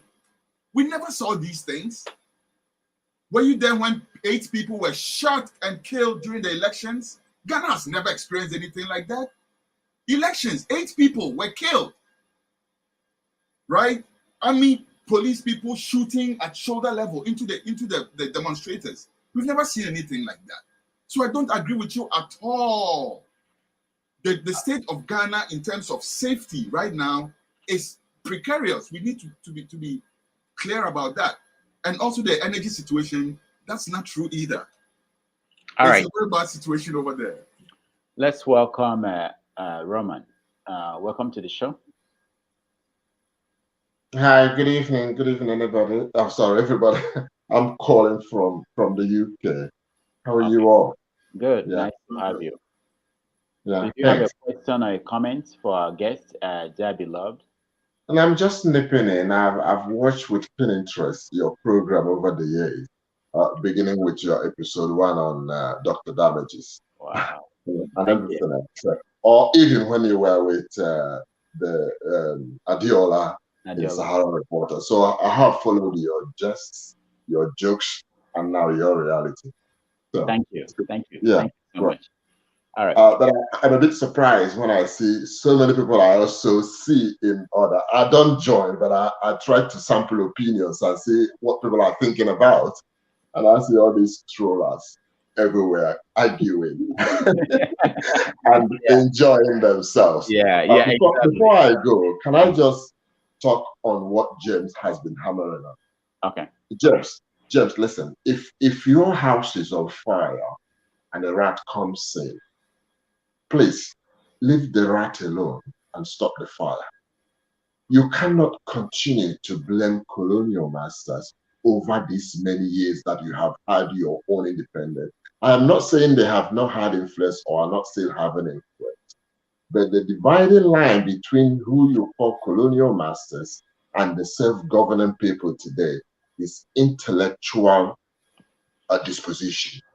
If you produce for yourself what you think you depend on them for and compete on that economic level, they will have little influence on what you do. The problem with Africa and many developing countries is the fact that I don't know whether we have refused to think or have refused to use our head. We produce less, we coordinate less, we have very rudimentary governing patterns, and we depend on these imported ones. And when we do, they have the proclivity of influencing what we do in our area. So it's high time we started thinking, organizing, and doing most things for ourselves. It's not their problem. It's not them. They will always influence. This world lives on a comparative advantage.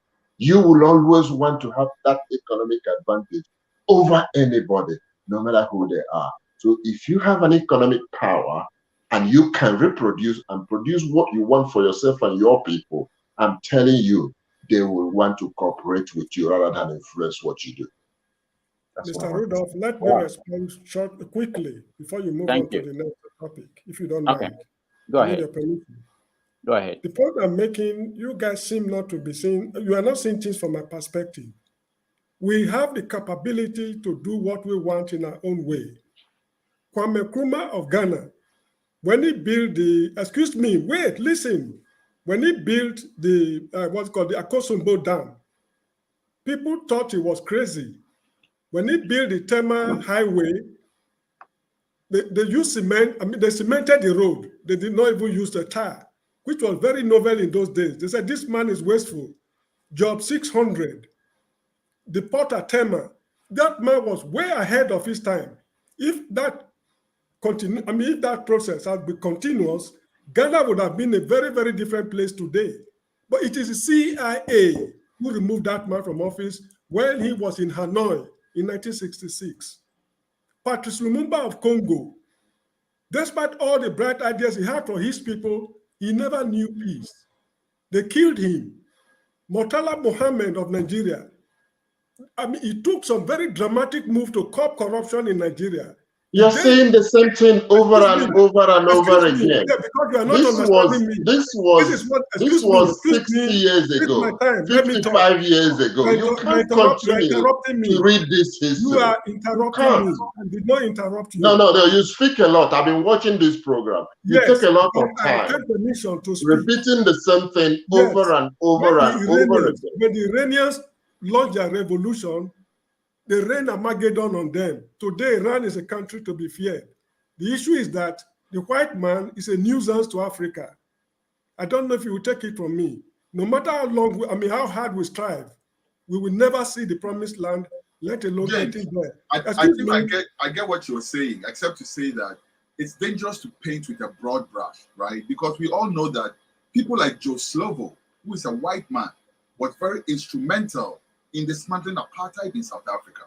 So my thing is, I'm looking at the institutions that are set up to work against the African people, rather than people as a race of people. Because like I just said, Joslovo. Joslovo was an integral part of the ANC. Why When can't Joslovo died, Soweto shut down. Yeah, why can't the Right? CIA? He's a white man. So we have Excuse to be very careful when we are painting with such brushes. Excuse me, sir. Why can't the CIA remove Muhammadu Buhari the way they remove Kwame Nkrumah of Ghana? Why can't the CIA rain fire on him the way they rain fire on Zimbabwe under Robert Mugabe? Why can't they remove the government of Ghana the way they removed Mengistu Eli Mariam of Ethiopia? You see, there you go again, because even somebody like Mengistu these Haile men Mariam, are serving their I don't interest. know why you would put Mengistu Haile Mariam's name in the same league as Kwame Nkrumah. No, because he was. So this discussion can go in so many different directions. But what I'm trying to say is that we get what you're saying. My only problem with what you're saying is that it's dangerous to paint with a broad brush, and then when we start picking names, then everybody has the perspective that they are looking at. To me, anyway, Haile Mariam needs to burn in hell. Whoever Haile Mariam is my hero. If you ask me, please, let me have your WhatsApp number if you don't mind. Absolutely, absolutely. Yeah, we can discuss quite a lot of things. I can get a lot of knowledge. Yeah, you are a distinguished Rastafarian, frankly speaking. Yeah, thank you. All right. Always interesting, you don't know who you have here, and I really appreciate everybody who comes on and joins the conversation. Let me Rudolph, can I make 1 minute intervention so that it will be a food for thought for everybody? Okay. 1 moment. You see, I used to think that leading a people is a complex science, or maybe what they call it's not a robotic science or whatever. Until I read this book, From Third World to the First by Lee Kuan Yew. What he said here translates to only one thing: the love for your country. If a leader, you have a love for your country, nothing is impossible. Even bypassing the West, even standing shoulder to shoulder with them, to some extent anyway. Because this chap, look at where Singapore is today in the world. Everybody knows it. Singapore. This were the country that Malaysia just drove away, that they don't want them because of whatever. This man said he toured around the world looking for solution. People were looking at him as if somebody with leprosy. He comes to a conference, he wouldn't talk. He attended Commonwealth Conference in 1965 in Lagos, and then maybe early 66 before the coup. He said he heard what people were discussing. When he went home, he assembled his people. He said, what do we do? Nobody is coming. What do we do? And they started somewhere. This is until I read this book, I never wanted to be in position of leadership, but I said, if I'm to be in position of leadership, this will be my Bible. Every day we read one chapter. So what we are discussing here, it is possible. The West, if you want to progress more than them, they can't allow you. To some extent, what James is saying is true. But you, as the leader of the country, you should be able to know how to outwit certain things. And then at least, if they can't allow you to get to position 10, even if you're at position 8, your country should not go down. And then you transfer that knowledge so that they will know this is a common enemy. If everybody is together and they know what they are doing. But our leader in Africa, James, you know this, is because we are too self-centered. We want everything for ourselves. We rarely think like the Nkrumah was thinking in those days. Or you tell me for the past 20 years, people that have been thinking like the way Nkrumah and then maybe, what is the name in Congo? Patrice Lumumba, the way they were thinking, or even Mandela. So our problem is to a large extent. Maybe Rwanda. I see a lot of, look at Rwanda as an example. I know he's resisting them his own way because he prefers his country. To the economy they're running right now, less than 2 generations. If he warrants you that you should be a little bit of 2% a dictator, 2%, let your people understand 100%. Where you are headed. Let them understand, because I think Ghanaians do not understand where Nkrumah was going. That was why it was easy for people to penetrate and use Katoka or Kotoka to topple him, and then you make them know this is because this man really made it. When he assembled Singaporeans, he told them, look, we don't have any other help than to help ourselves, and they all agreed and they worked together. That was why And you know, Singapore, the patriotism. Nkrumah's secret was to be non-aligned, right? Back to the question about disengaging from the West and all that. Nkrumah did not totally disengage from the West. He went non-aligned, being that, okay, the West and the East, Russia and America, you're tagging at each other. We're not on your side, but we're not against you either. We're not on anybody's side. We're in the middle. We are non-aligned. So they started what they called the non-aligned movement, for which Ghana was a very big part, right? And that was strategic because then Nkrumah could sit in one spot and get money from Russia, get money from America, and get technical expertise from Russia to develop his country all in one strike, right? Without being like, I'm aligned to America, so I cannot get Russian help or vice versa. You know, was Singapore not a British colony? Anybody's lucky. Africans should be non-aligned. Africans should be in the middle. If anything works for us, then we align with it. No, James, hold on. Let him finish. Was Singapore not a British colony, CM? Repeat again, please. Thank you. Was Singapore, you just mentioned now, it was it not a British colony? It was a British colony. Have they left them alone? Have they left them alone? Was Southern Rhodesia not a British colony? Now, can I let him finish this one? No, I'm asking because you. that example he gave shows not you that you can say no to your colonial master. You can. No, you can say no to them.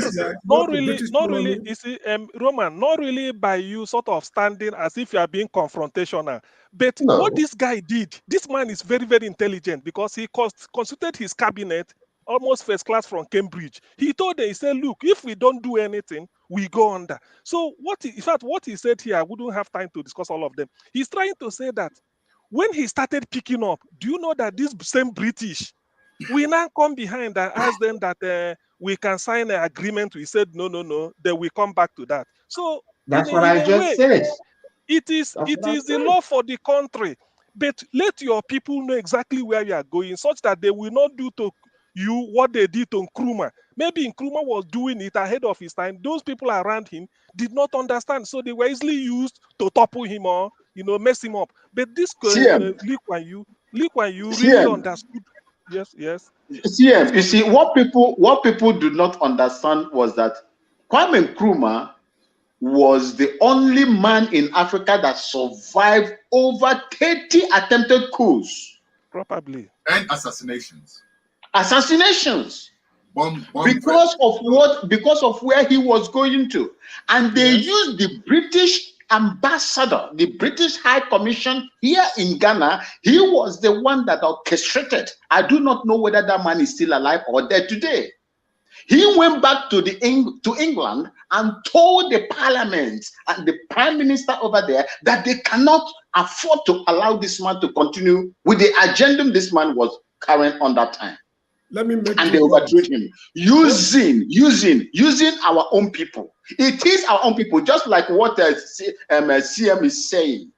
Allow your people to come close to you and let them know where you are going to. If they know where you are driving at, then they will now support you and they will prevent these external forces from taking over a very serious influence on the It's not guaranteed because Kwame Nkrumah did his very best, but even before Kwame Nkrumah became president, the forces were against him. The other people who are now trying to force themselves into the history of Ghana were already sitting down and planning and scheming with the forces that be. Even Kwame Nkrumah won the elections from prison. Kwame Nkrumah was in prison when he won the elections and came out to guide the country.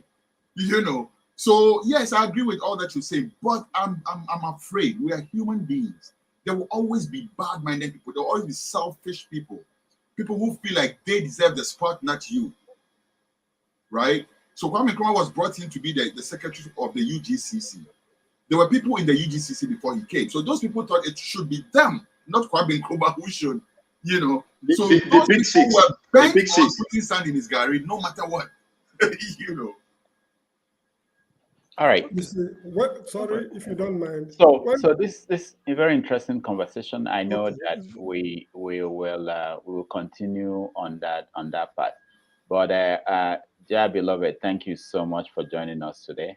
Please, I would like to have how do I get your WhatsApp address? Sorry, your WhatsApp number. I don't know how to pass it on from here. Yeah, So please ask me a lot of James, I'll send it to you. Please, hold on. Yeah. You see it. I post it online now. Yeah. Got you. And then we'll have a chat on the back end. Yeah, I'll send it to you. Thank you, everybody. Thank you, Maxwell, Jordan, Roman, CM, everybody. Bye, my brother. Thank you. Thank you, Roman. Thank you. And all the best. I feel so good. I When I have a conversation like this, you know what it says to me? There's hope. You can this see all it now. says when I hear, everybody, when I hear you, people like you speak, I know there is hope for our people. Thank you so much. Please, you can see it now. I've already posted it. 220 I see it. 777-6884. I see it. I'll see. Please endeavor to call me. We have a I'll call you right after this. All right. Thank you. Yeah. Thank you. Well done, everybody. Yeah. Thank you. So while our guest is leaving, I want us to maybe have a few, one or two conversations around what happened since yesterday. Let me share this video. And please go support my music. Oh yes. Oh yes. Support Job Beloved on all digital platforms. You'll find me. Thank you. Yeah. Thank you so much. Thank you so much. All right. Let's watch this and then have a conversation.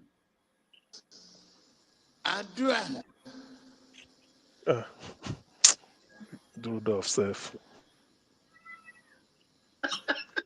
And that is, I'm openly begging Nasir El-Rufai not to run away for additional degree excuse. Now he's going to Cairo, PhD and everything. There are lots of educated relics. We are not going to let you run away. Your vision, creativity, and resiliency in turning a rotten situation to a bad one is necessary at this critical time. That is why we are here today. Did you see that woman sitting beside El-Rufai? She moved towards, I don't know who she is. She moved towards him and said, "Did you hear what he just said?" So I wanted to sample opinion of people here about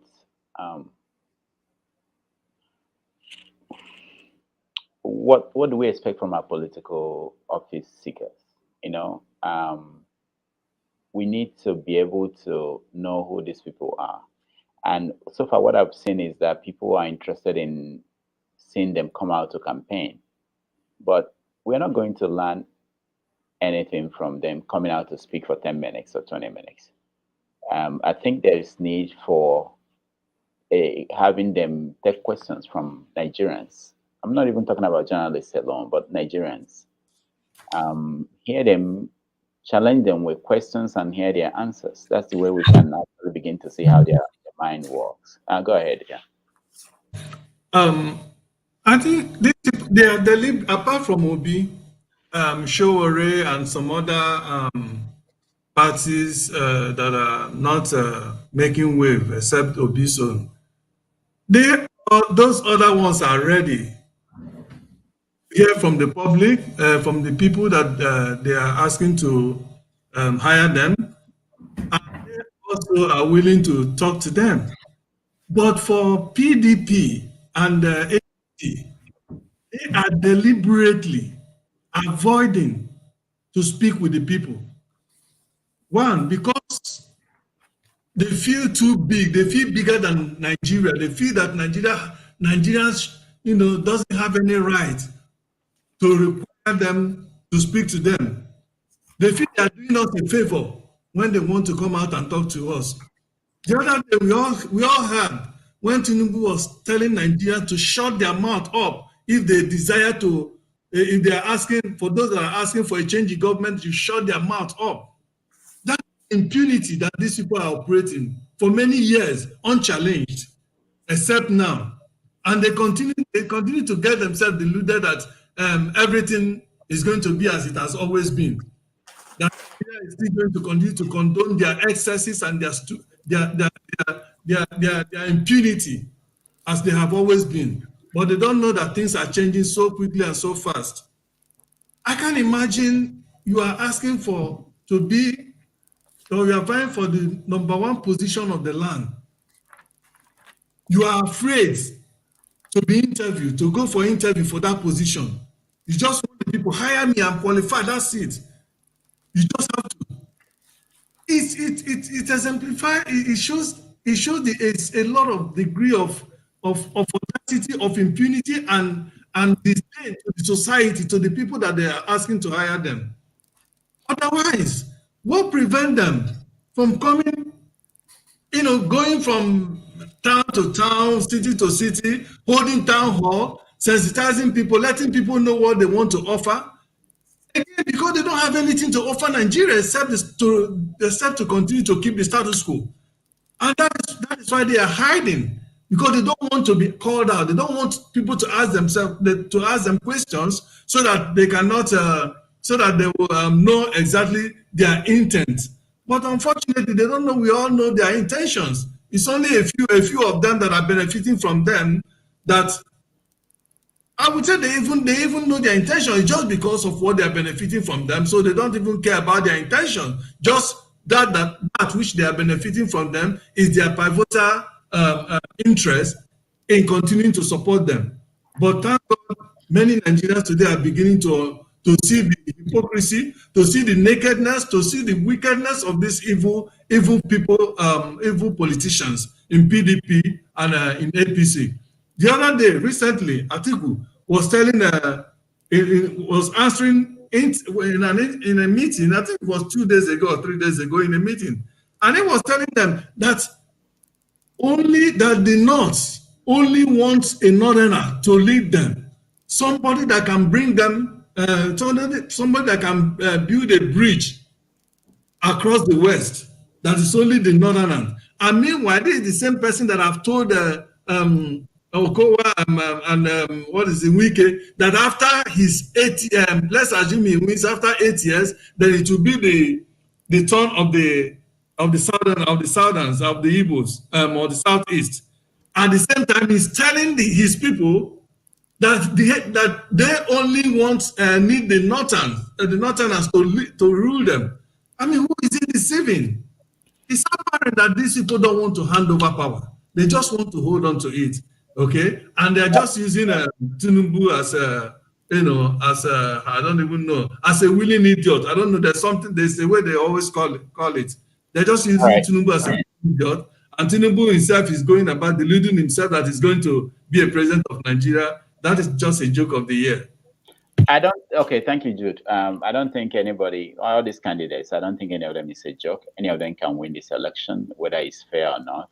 That's why I think that Nigerian people should take everybody seriously. And this is the time you have the opportunity to know who these people are. And we were all there when Buhari won.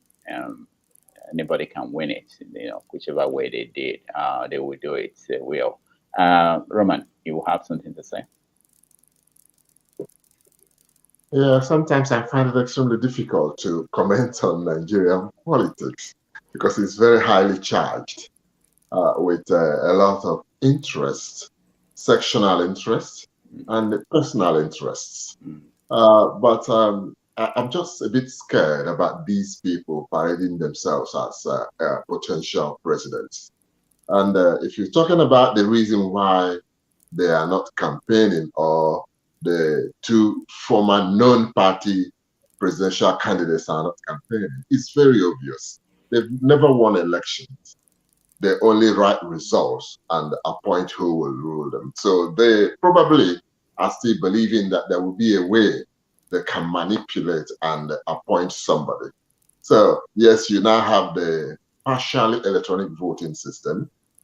They've been working very hard to see if there is a way they can subvert that particular concept that is now the way forward. The reason they are not campaigning, and what is even campaign in the first place? Hire people from different villages, paid for, assemble them in a stadium, and then tell the same people you hired what you want to do or how you are going to win. All of them are swearing that they will win, and they say must win, and sometimes they definitely win. And you begin to wonder, so where is the electorate in all of these things? So I have had experience in politics here in the UK where I live. I used to be a member of the Conservative and have contested elections.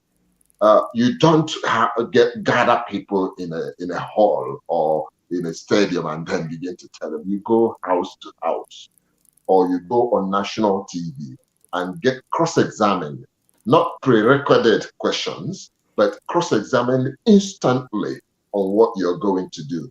Fearless journalists will put you on the spot and have a follow-on question to your question, not written down questions, and there will be no follow-on questions if you gaffe.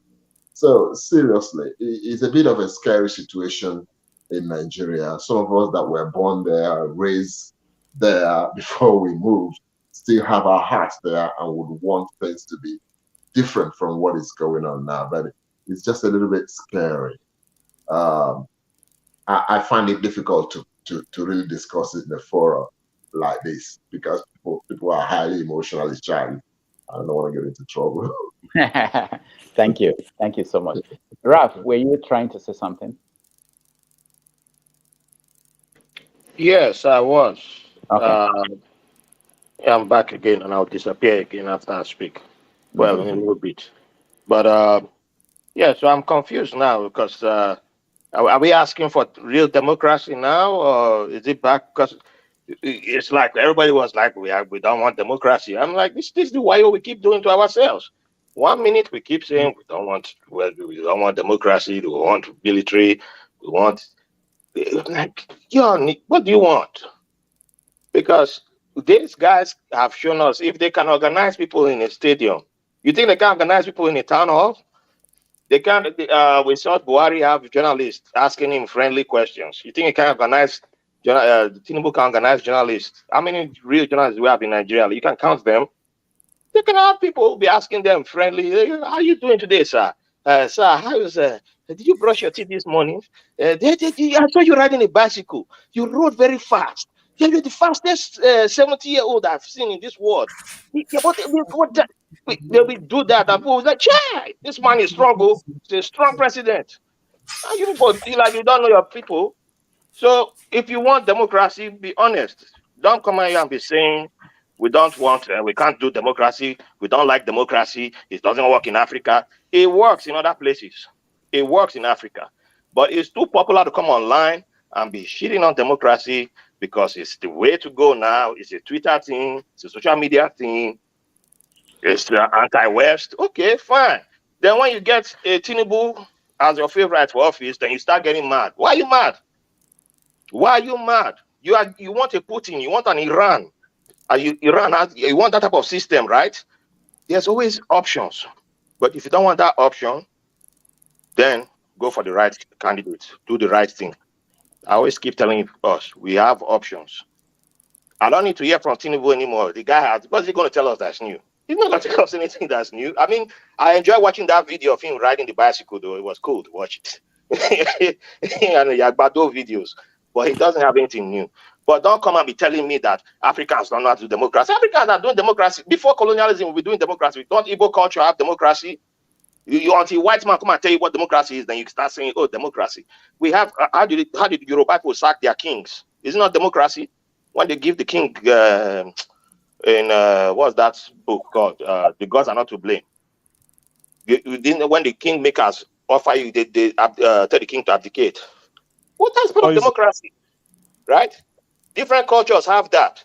But until Oyibo come and tell you, democracy, hey, it's democracy. That's why I tell people it's inferiority complex. That's our biggest weakness. It's our biggest default. And until you approach down till you can take care of it, me, I don't have that problem anymore. I'm working on Ralph. Okay, let me defend. Question for Ralph. For Ralph. No. Okay, hold on. Let me ask him first. Then you come. Ralph, I know people always pick on journalists. I understand that we have issues with our journalism. We don't expect our journalism to be better than our politics or better than our police. You know, they have to be what you have. But the point is that unlike other professions, journalism is open to anybody. Anybody here can start a newspaper. Anybody here can become a blogger. You can become a columnist. You can become anything in journalism. You can decide today that these people are not doing it right. I'm going to do it the right way. And you go ahead and do it. You learn if you don't know how to do it. Most people you see in the media in Nigeria, they don't have a degree in journalism. I understand. So, But I think we need to point out the distinction. A blogger is a blogger. I'm a podcaster. I've had people come on my podcast and they say because I point out social rights, human rights, and all that, I'm an activist. I said, no, I'm not an activist, but I don't feel comfortable seeing a human being just because person is gay. I say, okay, they say, okay, kill that person. I said, no, that is it's not right. Right is not right. Wrong is wrong. Just point it out. That doesn't have to make me an activist. I'm not going to come out and do protests. That's not my thing. That doesn't qualify people to be journalists. If you haven't gone to the school to go for training, you're not qualified. But I understand that not everybody has to go to the school to get the certificate, because someone like you, Rudolph, you've been on my podcast, and if you haven't checked out Rudolph's episode, self-plug, yes, check out Rudolph's episode. You'll find out how Rudolph became a journalist, which is a great story. But not everybody is taking the steps that Rudolph took, who did not go to journalism school. And I think we are seeing that problem today in Nigeria, because a child like me, back in the days when we had Guardian, Daily Times, Observer, Concord, there were a lot of people who you got different points of views, but you saw journalism.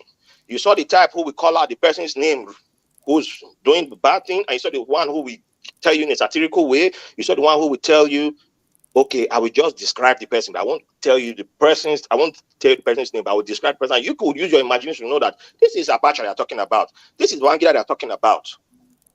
We don't have that today. Today is just, this chief just the best governor of the year. And I'm like, what, and so that's why I said not everybody is a journalist. But speaking about the presidential race right now, like, okay, let me quit this tangent. We have the flooding happening in Nigeria right now. 29 states are affected by the flooding right now, right? You know the ties to Buhari. 40 years ago, Shagari had approved the dam. Cameroon had that dam being built. And Cameroon had said the agreement with Nigeria was that you will build a dam to counter the effects coming from Cameroon. The dam that Cameroon have on their side, right? Buhari overthrows Shagari, comes into power, speaks this communism and socialism speech. Everybody's head is blown up. Or is it going to be the next Kwame Nkrumah? All these people, you people keep falling for that trick all the time. Then he stops that dam. 40 years later, how many people have died? How many people have died? You people never hold military accountable. And then this is how we start, the West. But Buhari did it. And then we are bringing him back in 2015. He's a change, instrument of change. How many people have that man killed? He killed people in the 80s. We say was killing, I'm fighting corruption. I fight corruption. I fight corruption. And then look at it. Look at the flooding. Count in Naira how much damages. But that's what we need journalists to be pointing out. Because it's a journalist that showed me the history that this man killed the dam that would have countered the effects coming from Cameroon. But now he's blaming Cameroon. That's all I need from my journalist. But, that's why I'm like, we don't really need Tinubu to sit down with journalists. We don't need the town halls. I don't really worry about Tinubu. Just remind people that there's options. So if Tinubu is not doing what you want him to do for presidency, who's the person that you want to vote for? There are people who are not as informed as you are. Yes, and that's why I try to inform them. You're trying. I know that, but I'm saying that we're not reaching so many people. So we have to reach as many people as possible before they make a decision, because people are making decisions based on their personal interest. I know, based on personal interest, based on religion, based on who chop agbado, who have paraga, they will make their decisions. Who go to my church, but I will still tell you whether in English, in pidgin English. My guy, you not get options. Me, I know they fall for this trick. Me, I know they fall for the trick. That's all. All right, let's welcome people like Paul. Paul, welcome to the show. Thank you and good morning. The Blackstone, welcome to the show. Thank you, and good evening from here. Good And morning. one man went. Where did one man went to? Welcome to the show. We can't hear you, one man. Oh, sorry. I said I'm sure you know where one man went to, but I'm good to be here. All right. All right. So what we are doing is we just finished talking to Kwesi, the Jah beloved, who is from Ghana, reggae musician, Rastafarian, and we just want to round up with all the other issues going on across Nigeria and Africa. So anybody can pick up any topic. I showed a video of Bola Tinubu speaking, where he said something about El Rufai changing what was rotten to something bad, and people are worried about the campaign, because potentially he could be president. I hope people here know this. He could be Sorry, are president. you identifying that as a misspeak? Are you No, identifying what Tinubu said as a misspeak? Are you I thought I identifying had it a as a question too. Okay. Oh, you tell me. Everybody can interpret it the way they want. How do you see that? well, it might well be a gaffe, but then of course, if you are moving something that is rotten into something that is bad, I would say that is an evolving situation. Would you not? Evolving from bad to good, or from bad to worse? What Well, what what direction? is bad the progression from rotten? I think, well, it depends. Tomato will How so? will be bad first before it's rotten. Well, there you are. So if it's bad first before it's rotten, then if it's already rotten, then it's a progression. So, but really, what it's somewhat of a bit of a it's a space that needs to be left. All this Tinubu has never at any point in time, and you have your history in journalism. Tinubu has never at any point in time been an orator. You know that more than probably anybody on this platform. He has never been an orator. He has always ever spoken in sound bites. Even at his pump, he's only ever spoken in sound bites. And even at his pump, which a lot of people will still say he's still at his pump, he's only ever he always makes gaffes, and he always makes misspeaks, and he always speaks in a slurred sort of manner. So I cannot identify anything that has that is different from how he has always been. But to the greater point, this fixation on his hand is shaking, oh, he did a misspeak here, and this, that, and the other, I think it's a space that the Labour Party needs to evolve out of, because the politics is moving now towards issue-based politics. So if you followed Tinubu's presentation in Kaduna just yesterday, it was nuanced, it was detailed, and it was policy-led. A lot of content in there, and what people seem to be latching on, especially the Labour Party, seems to be this, oh, he said, oh, from rotten to bad, and that seems to be so that traction has run its course, and the tone of the conversational space within the Nigerian political space is evolving into issues and details and agendas and policies. So that evolution has to take place. So all the brouhaha is handshake and up and down. So that front space has been hard, but people now need to evolve into where the conversation is now. So really that should happen. Otherwise, the train will leave and people will still be there. Brouhaha and flip flopping, his hand they shake, his voice they shake. Okay, I wanted to play a video of Tinubu when he was governor, and soon after he became governor. But I don't have it handy. But the point is this: let me ask one man, because it's very important. We had people who came on this show to complain that the problem with journalism in Africa is that we don't stay on issues. I give an example of what happened in the UK. You sound like you live in the UK, where Johnson had this party he threw, that reporters in the UK did not let that go. They continued to question that until he resigned. So we have these candidates. Example, Tinubu, he's not the only one. We are not sure about his name. We're not sure about his money, source of money. We are not sure about anything about his educational qualification.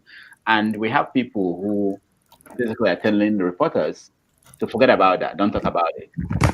Let's talk about the issue. But then, this is a country where we've had a president who disappeared for over 100 days because he was sick. The country is worried that we may repeat the same thing if we have somebody like this win an election and become president. You think it's not legitimate?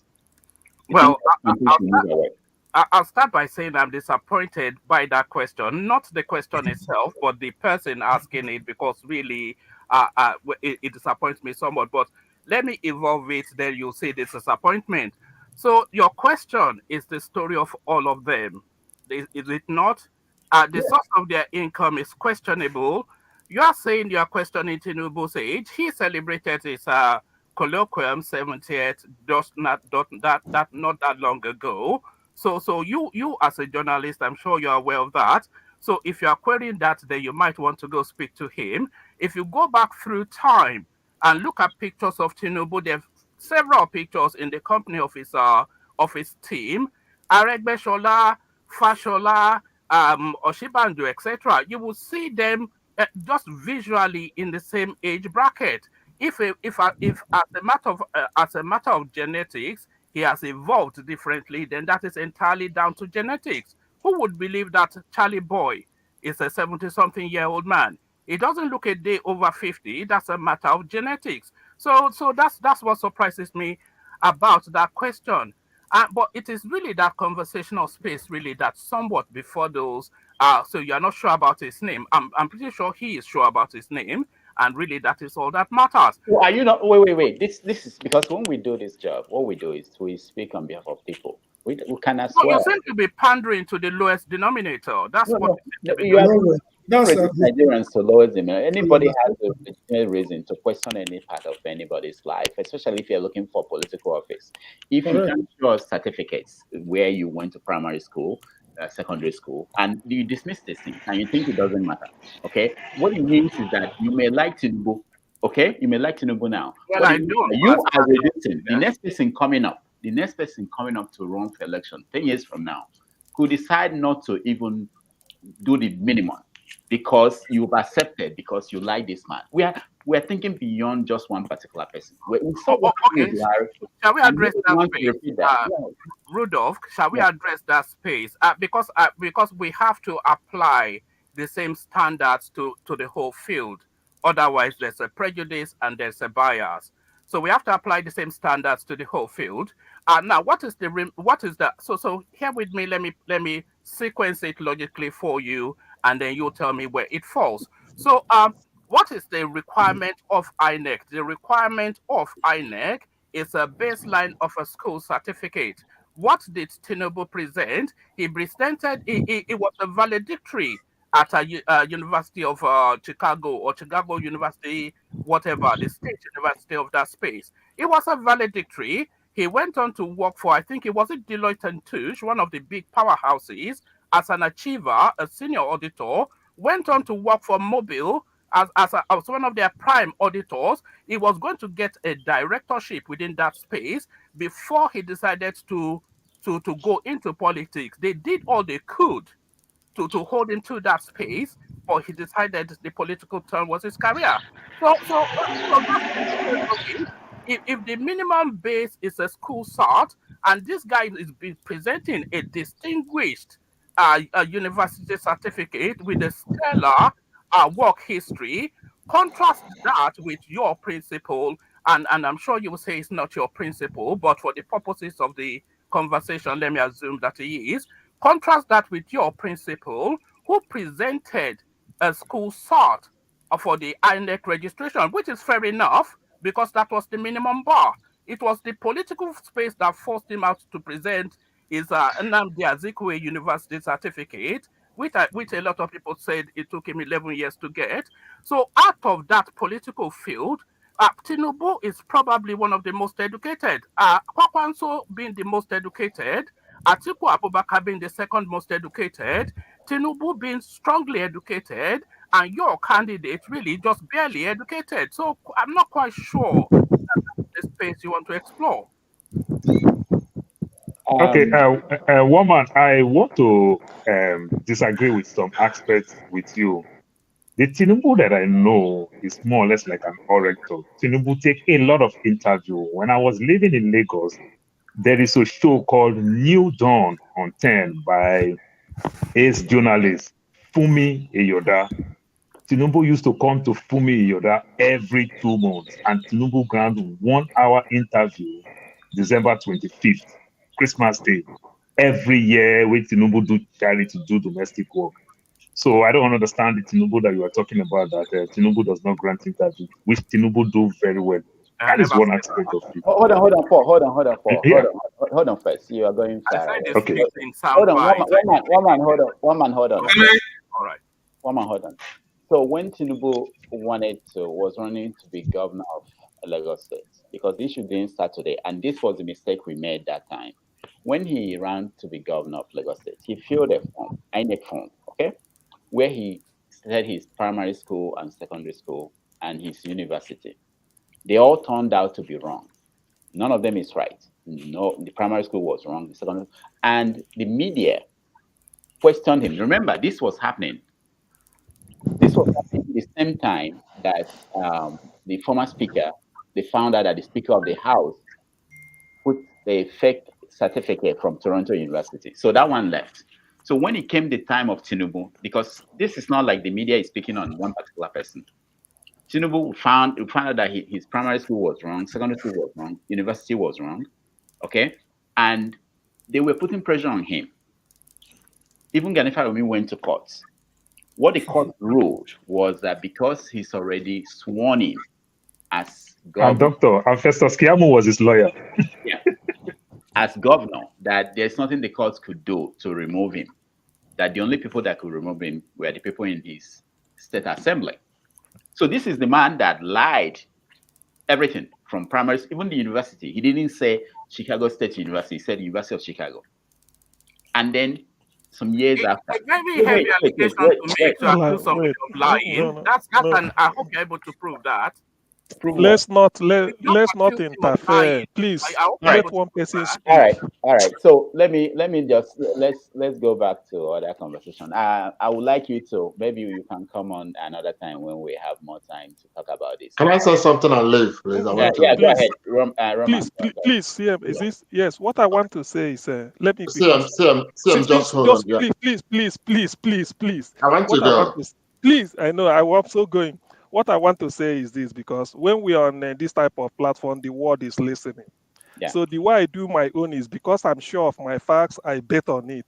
Rudolph, you will be the witness. One man is in UK, I'm in UK. I'm betting £100 that Peter Obi attended University of Nigeria and Soka and not Nnamdi Azikiwe University, like he said. Number two, I'm betting another £100 that Peter Obi attended University of Nigeria and Soka between 1980 and 1984, 4 years, not 11 years, and he had Bachelor of Arts degree in philosophy, second class lower. One man said he took me 11 years to achieve. So all we need to do is University of Nigeria and Soka will confirm it. So £200 for these facts. One man, are we having a deal? Look, let me just respond to that. It's a bit of a misnomer. I'm not quite sure. It's a non sequitur. What you're doing is a non thing. You know, whether Peter Obi went to Nzuka or he went to wherever, he went to one of the southeastern universities. That is the broader point. And whether he came out with it took him significantly longer than it should have taken him. That is also an established fact. The quality of his education is so no, excuse me. This is my time. Please, this is my time. You can't bamboozle me. This is my time. Okay, then I'll stop. BA philosophy takes 4 years. Bachelor of the through JAMB. BA philosophy at Nsoka takes 4 years. Peter Obi was at Nsoka 1980 to 84. That's what I'm saying. If you said 11 years, so if be a man, let us bet on it. £100.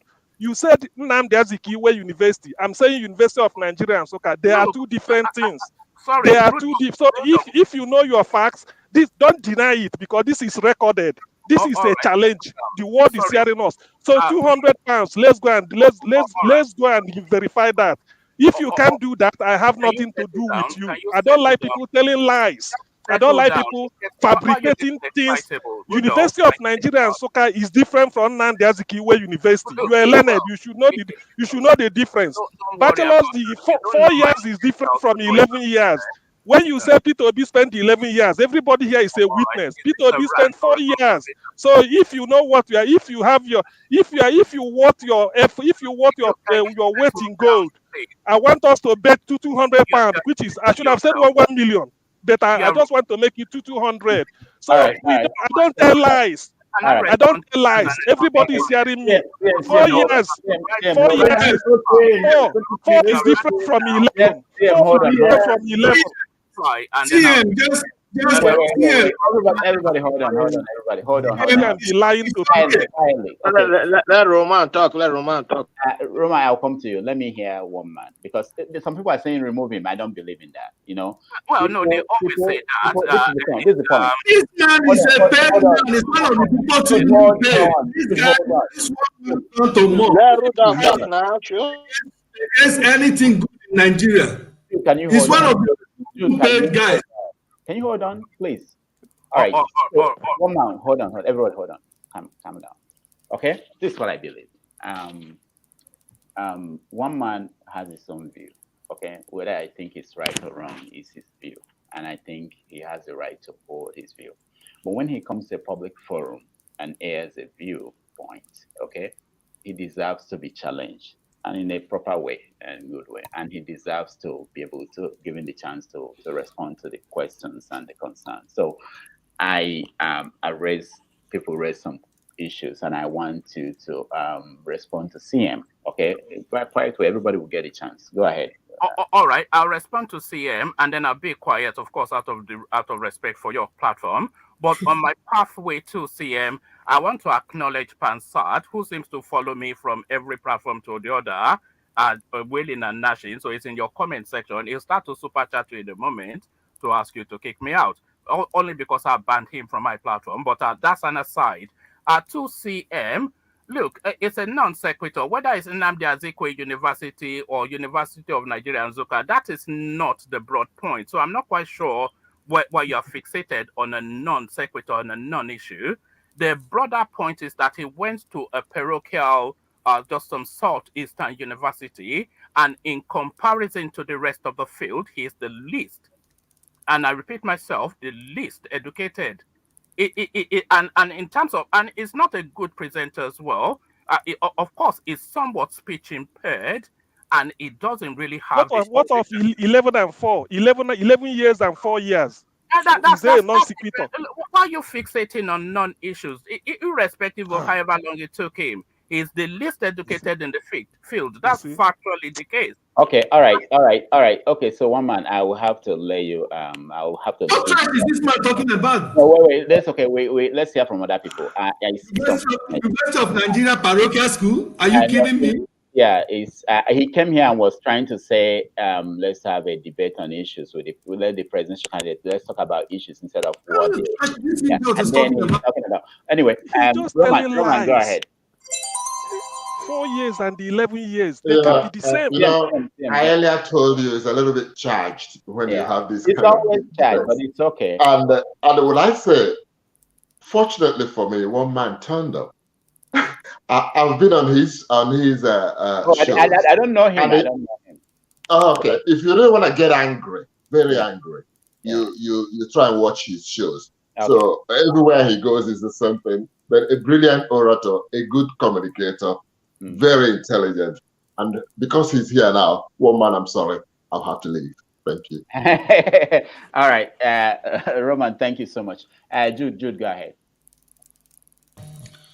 Honestly, I don't know why we should allow this kind of guy that always come and bring confusion, because if you go to his platform, he's always preaching hate against people that have been working tirelessly to see that this country, Nigeria, moves forward. I don't know where he gets his information from, but imagine Tinubu that this guy is supporting. Tinubu that is a drug addict, somebody that have been convicted, an ex-convict. Tinubu that have stolen everything in Lagos. He literally is the landlord of Lagos. He owns Lagos. Is it this dubious man, a man that have no moral, that has no integrity at all, that cannot even tell of his age? He cannot tell of where he went to school. Nobody knows his parents or background. Nobody knows anything about him. Everything about him is shrouded in secrecy and lies. Is it this kind of man? In fact, thank God that he's removed.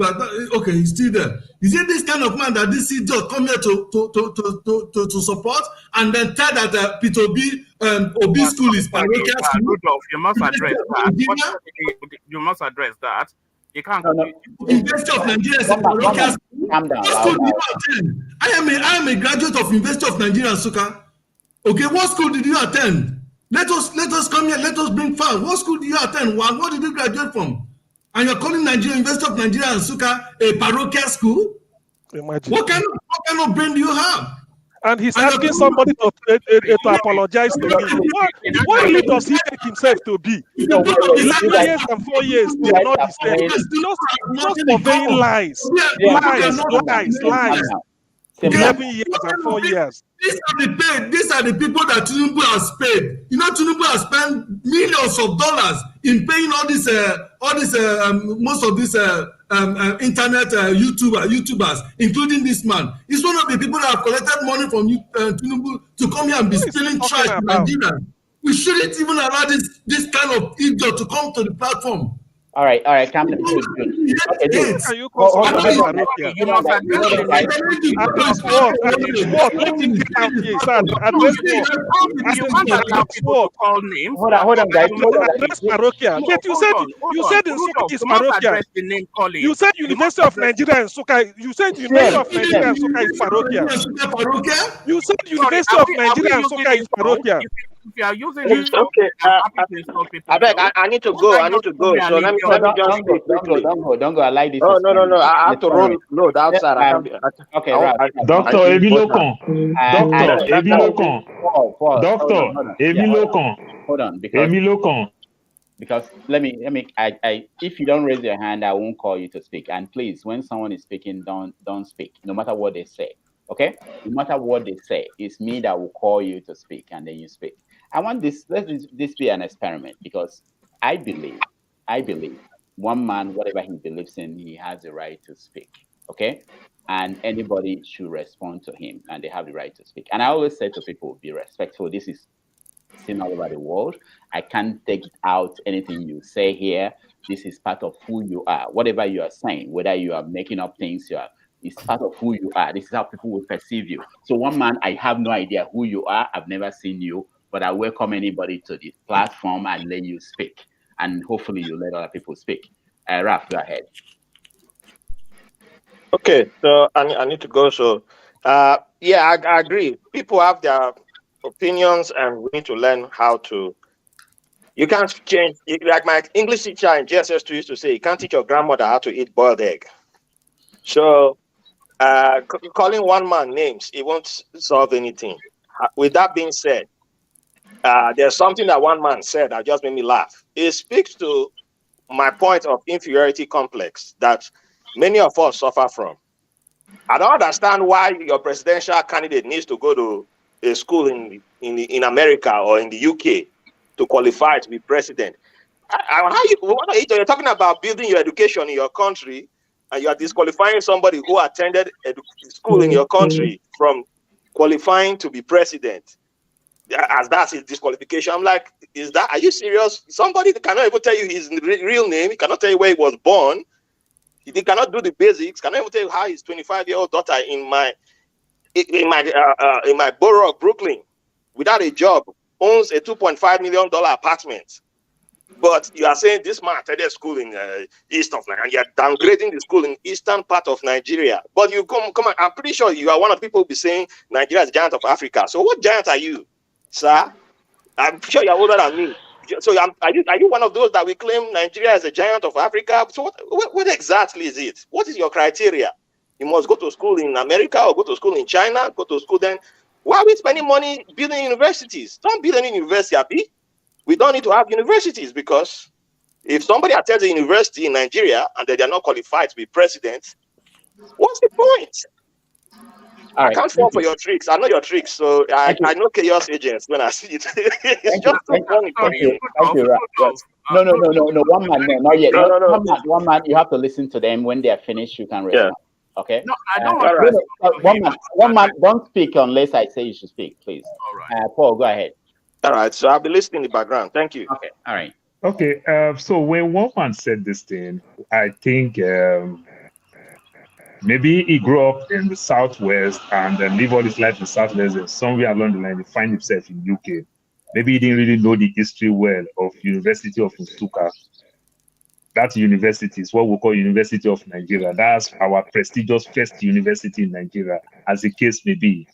You understand? Started the plan before the independence and after the independence that raised great brains. It is the dream of anybody who want to say, if we want to use it in the American way, our Ivy League universities. University of Nsukka, University of Ibadan, Ile-Ife, Ahmadu Bello University. You cannot pick 5 universities and not call University of Nsukka. It's a slip of tongue. So I don't know where you are getting it. Please, if you are using a smartphone, do a research about that university before you come here and say this kind of thing. How would Tinubu contest 1998 when he was running for election in 1998? He presented a secondary school certificate. Then fast forward now, he's coming for president, he's presenting a university certificate. And they asked him, what about the secondary school certificate that you presented the other time? You said it's missing and you cannot go obtain it back. Even though Nigerians fought Buhari as the case may be, Buhari ended up even produces Cambridge and school cert. How come? Come on. Do you know the meaning of a political position? You are a servant to the people. The people have a right to answer questions. You don't look down on people. You don't talk down on people. It's as simple as that. That is the question they're asking you. You've once presented this secondary school certificate. We are asking you back. We are asking you questions. Where are your primary school friends? Where are your primary school friends? Where are the people you school with? What primary school do you attend? Is that too much of a question to ask? After all, 1998, you said you went to University of Chicago. You understand? With late Ghanaian, take it up, and only for it to change to state. And he lost the case because he's already a governor, immunity covered him, and the status of assembly couldn't do nothing.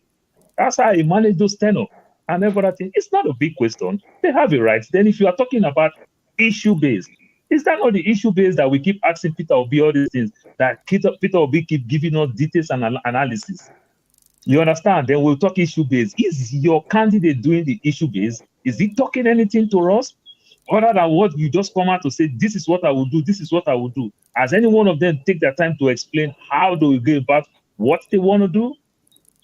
I'm asking this question. This same Tinubu that you are talking about, when Tinubu came to power, Tinubu granted an interview with Fumi Yoda. He said it clearly. He said, when I ran away 1993, I was driving cab in the US. That is ground zero level. That is minimum wage job. How did Tinubu now successfully and take the position of a governor, successfully become a multi-billionaire, living in Bodilon? Do you know what is called Bodilon? Living in Bodilon. Where did he make his money from? Is that too much of a question to ask? Is that a sentimental question? I'm asking. All right, Paul, educate me so that I can learn. Paul, thank you.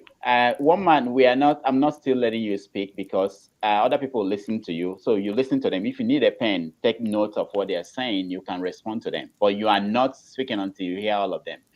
Go ahead, James. Yes, thank you. Let us try to simplify what we are doing. I think it was a slip of tongue, and you should tender an apology to whosoever is asking for it. One thing I want him to know is this. There's nobody here who is not literate. Before I come online in this office, look at the papers in front of me. I browse the internet carefully to make sure of whatever fact I'm dishing out to the whole world, because the whole world is looking at us. I'm used to citing examples from other African countries. These are places I've lived in, and whatever I know there, I check it online before coming to tell you before I even quote any figure, date. For many African countries, I make sure I verify my facts. So please, we should try to make this gathering, I mean, we should try to make it as academic as possible. Even in the arts subject, I mean, the arts discipline these days, like literature and what have you, they are trying to go scientific because they verify their facts meticulously before they put pen on paper and dish out the facts to members of the public. So this gentleman should please be kind enough, should be humble enough to apologize to those who attended the University of Nigeria, Nsukka.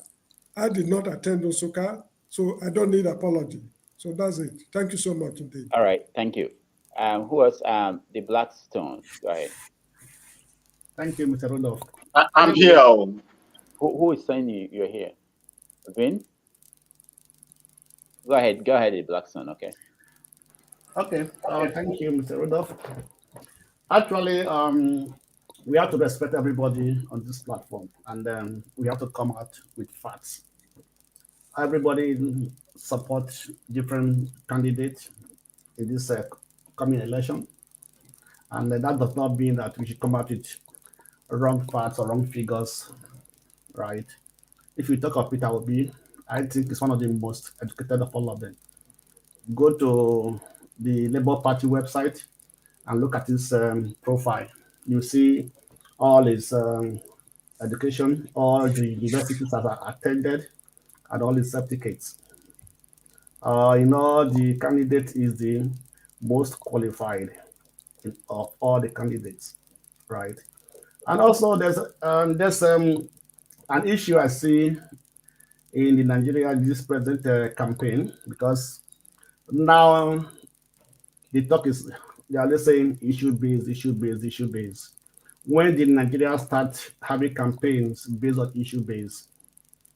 Because they are trying to shield out people from digging out the facts concerning each candidate. And they know that once the fact comes out, it will dent the image of this candidate. Let us not forget what Tinubu did to Jonathan that brought in Buhari, right? So why are they not trying to remove those facts? Try to say, this should be issue-based, right? A person that's going for the office of the president must have integrity, must be clean, must be up to that task. Nigeria is a complex society, so we are not willing to vote in somebody who become worse than the present president and say, yes, I deserve it. Because he deserves it, then he has the vote. Let's not try and begin to give out wrong information about people because of your supporter. Let us bring out the facts and let the people, the electorate, let understand these facts, that they can be able to make a choice for themselves, right? So that we in the next president will be able to work. Will be somebody that is being trusted, that can be held responsible for all these activities in power. Thank you. Thank you. Yeah, Maxwell. Thank you so much, Dr. Damages. You see, one man, my brother. Good evening. I would like to tell you that my mom is from the southeastern part of Nigeria, and the school you called parochial is one of the best schools, and in fact, the first university that was established in Nigeria. I don't believe that school will be, termed to be parochial. That is way below the belt. I must confess to you.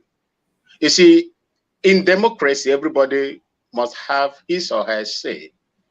And the way and manner you present it, shows who you are. Look, my people, a precedent has been set. If you can allow a man whose only qualification is affidavit to be your president, championed by this same man now, whose qualification is questionable, then you don't have no right to question this man that is coming in here now. If Buhari, who he championed, was not barred from becoming your president with an affidavit certificate, I don't know the reason why anybody should question Bola Ahmed Tinubu for having no qualification. or showing it evidently proven that he attended most of those schools he claimed that he attended, apart from the one in Chicago. And for you all, this man has a very bad past, very horrendous past. He was convicted in the state of Chicago. He forfeited. In fact, I don't know, but it is fact. It is there. If you go to the Chicago, court processes, and you will see those documents there. It's not hidden. I wonder what one man will say if Peter Obi or Atiku or Sowore was involved, convicted, and made to forfeit most of his money and properties in Chicago for drug dealing. Thank you, and God bless you. All right. So, Bumi, welcome to the show.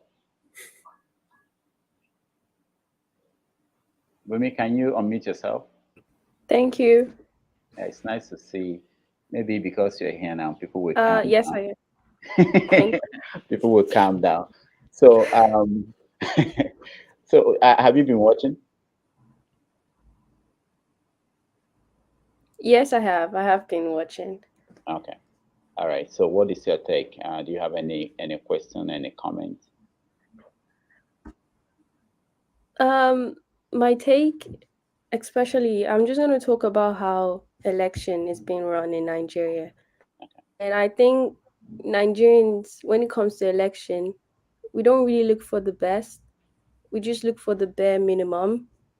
And in a comment to what Mr. One Man said, he said something about rotten and bad, and basically comparing the present president to whoever is going to come.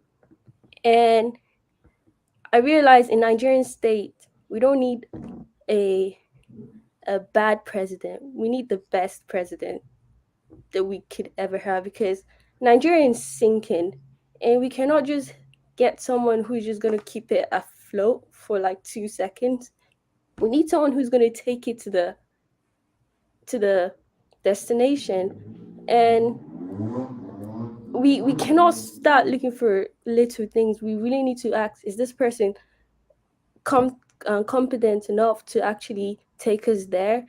And I know people say it's politics, but your politics really tells you your morals and how you as a person see other people. So we need to really stop thinking about tribe or religion and start asking, do we actually trust this person with our own future? Like, can you actually give let's say your children's life to this person, and you're 100% sure this person is going to take care of your children? Because that's what we're doing. Like, whoever leads the country is who's going to take us to the better place. And another thing is, no matter who we vote for president, us Nigerians, we need to stand up and actually make sure we hold them accountable. Because let's say we vote another bad president, but the only thing that changes is us being able to like say, okay, this person is not good for the job, we take them out. Because if you look at someone like Buhari and all the past presidents, the only reason we keep on getting people like that continuously because we did not punish those people. So then they come into power and they realize no one's going to punish me, and they continue that cycle. So I don't mind if someone like Tinubu gets into power. Mine is if Tinubu doesn't do the job, we are able to take someone like that out. We don't let him stay for 4 years. No. Also, Peter Obi, if you don't trust Peter Obi, as long as you're able to actually hold him accountable and say, you're not doing the job, get out. And that's what we all need to do. Because at the end of the day, we cannot trust anyone. We're all humans. They can give you the certificate from America, Australia. If they want to be bad, they'll be bad. But we need to stand up and actually say, like, do the job right. That's all I have to say.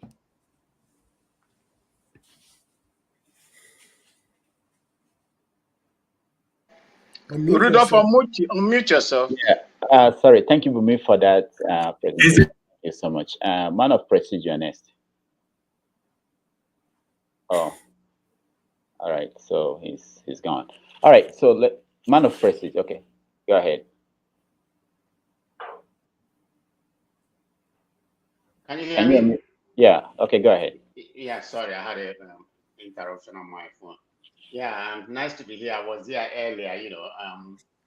What was it? I mean, I left. No, we had a guest earlier, so that round already finished. Are we just talking about general topic? What are we talking about? Yeah, general topic. Go ahead. We are talking about general topic. Yeah, go ahead. Oh, okay. So let me talk about the present political situation in Nigeria right now. So um, I don't know what's the update about Nnamdi Kanu, if he's going to be released or not released. So I don't know what's going on. So I guess we're still waiting. I try to get an update because as of today, earlier they said, like I said yesterday, remember when I came to here yesterday, and I mentioned that the General Council, the Security Council and Buhari, had a meeting. So they tried to determine what's going to be the outcome about Nnamdi Kanu. So I was right. As of today, they have decided that Nnamdi Kanu is not going to be released. They are siding with Malami, about the outcome that is going to be appealed to the Supreme Court. So, like I said yesterday, I think everything is being orchestrated. They know what they are doing.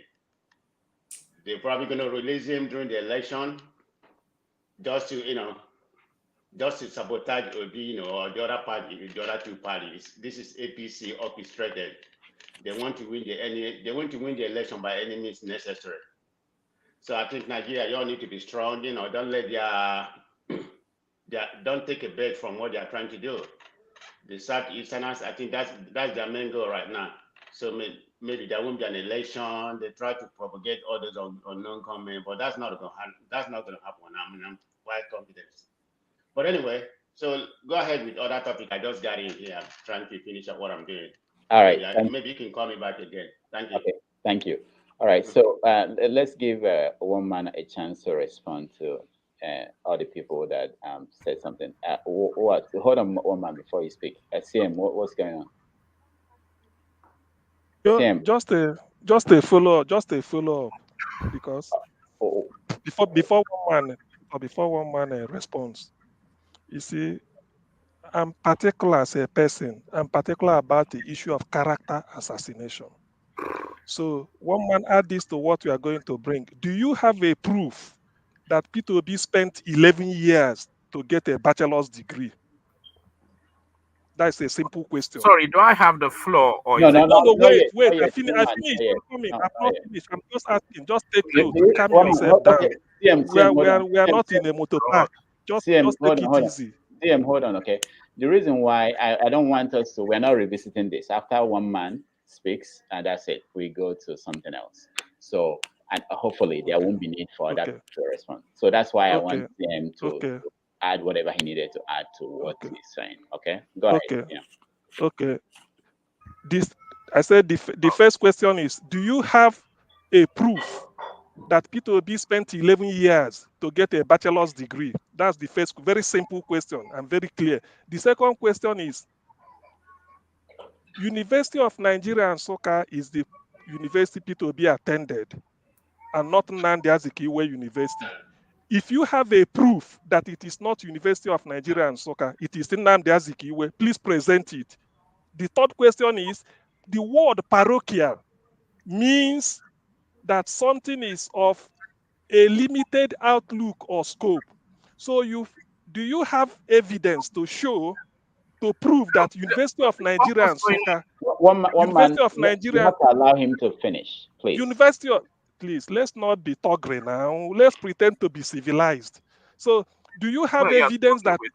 Do you have evidence that University of Nigeria and Nsukka, because you say it's parochial, that is having, parochial means limited or very narrow scope. So present the evidence. That's all I want. I don't believe in character assassination. Defeat me on facts. Thank you. All right. So one man, before you speak, let me just make this clear again, because I've seen a lot of comments. Someone posted a comment saying that Adiola verified that Tinubu went to University of Chicago. That was not true. I mean, it's easy to misunderstand these things, especially for people who, I don't know where that person lives. Maybe you live in Nigeria. There's a difference between University of Chicago and Chicago State University. You know, that one you can pardon that. But if someone is mixing University of Nigeria and Soka with Nnamdi Azikiwe University, it's not, I don't see the reason why, you know, it's not pardonable. But anyway, I just wanted to make that clear. So one man, you can respond to them. All right, I'm just going to disregard everything that CM said just out of hand. It's plural, it's jeune, it's a complete non sequitur, a total non-issue. So I have no truck with that. But what I did want to draw attention to, Rudolph, and this happened twice, the chap to the right of the screen, twice he called me an idiot, and twice I called your attention to it, and twice you did not address it. So is that the tone that this platform runs by? Because I'm not very good at insulting people because I'm not very good at guttural language, but I was expecting you to pull it up, but you did not. So that as well. So that's to you, Rudolph, but to the brothers' place. So Nnamdi Azikiwe in University of Nigeria and Zuka, that is irrespective and immaterial. It's a bit like saying Tinubu said 50,000 instead of 5 million, and then that is a hub that you want to build a foundation on. A non sequitur, completely plural, absolutely jeune. So disregard that at a hand, as I often do most of the things that CM has to say. But to the wider space, look, we have to judge people by the same standards. We have to, because otherwise it makes a fallacy. The righteous indignation and the the chest out or this element of oh, do you know what University of Nigeria is, etc., etc. Of course, University of Nigeria and Zuka is a premium university within the Nigerian space. But if you go to the Times of London, there is a hierarchy of global universities that list them almost A to Z. And in the hierarchy of of tertiary learning, the university that what's his name, Peter Obi went to, is of a lower ranking than the rest of the field. Showore is better educated, Kwakwanso is better educated, Tinubu is better educated, and Atiku Abubakar. These are factual things. So why are we even? So these are plural, completely jeune, non sequitur, non-issue, and absolute categorical, something that should not be contended with. But the wider space of what is the source of his fortune, what is this and that and the other, that is the story. Listen, that is the story of every single candidate in the field. Bashowore and Adewale, the SDP guy. Bar those two chaps, the story of everybody running for the Nigerian presidency is a story of what is the source. Peter Obi, I'm sure you know, Rudolph, he was captured in the Pandora Papers, the only Nigerian politician by my reckoning, and I invite somebody to correct me, I'm sure I'm wrong, but he was captured when he was setting up shell companies in a tax money laundering haven in the Seychelles during the mid-term of his tenure. So let's not get too caught up with this. His name was mentioned in the Dasuki 2 billion scandal. So his name is there as well. So let's not get too carried away. And his record in Anambra completely pedestrian if you're being generous, a complete absolute failure if you're not. So let's stick with the facts of it. So let's stick with the facts of it. Tinubu is a criminal, yes, of course, a categorical grade 1 criminal. The only person more criminal than Tinubu in Nigeria is probably Babangida. But he's a criminal. And is he fit for purpose? Absolutely not. Should Tinubu be the president of Nigeria? Categorical no. Is there a better option than him? That is subjective. So show me who he is. It's a very unpatriotic thing, the idea that somebody like Peter Obi, who is very pedestrian in presentation, very low functioning. You know, the internally generated revenue of Anambra State, it excelled under Ngige, excelled under Obiano, but only moved by single digits under Peter Obi. There's absolutely categorically no marquee achievement that is attributable to this character, and then people are trying to rebrand him. He's just presented the spokesperson for the Nigerian army during the NSAS space, the person that was trying to justify the massacre of June of October 2020 as a spokesperson. If any other candidate had done that, they would have slaughtered him. They excused that. Did he not know? So all of these things we have to give consideration to. But all this righteous indignation that he did look 11 years, well, I don't care about 11 years. I don't care if I mistook Nnamdi Azikiwe for UNN, etc. Those are not things. Those are not germane issues that agitate a functioning brain. And my brain, I like to deceive myself, functions. So All I'm right. not state All myself right. with that. Thank you, one man. You did well. Thank you so much for responding. We move on. And I like your style. Everything we say, you say you don't care, but you want us to care with your false information. Thank no, you. we're not going back to this. Thank you so much. I also invite you to come back on Saturday. We have longer time to stay on this show. We would like to actually engage you, and our people, most of our people, will join. You know, we have strong people today. Some of them are not here. They will be there, and we can engage you and have conversations because this is the point. One man is one man, but there are many one men everywhere, you know.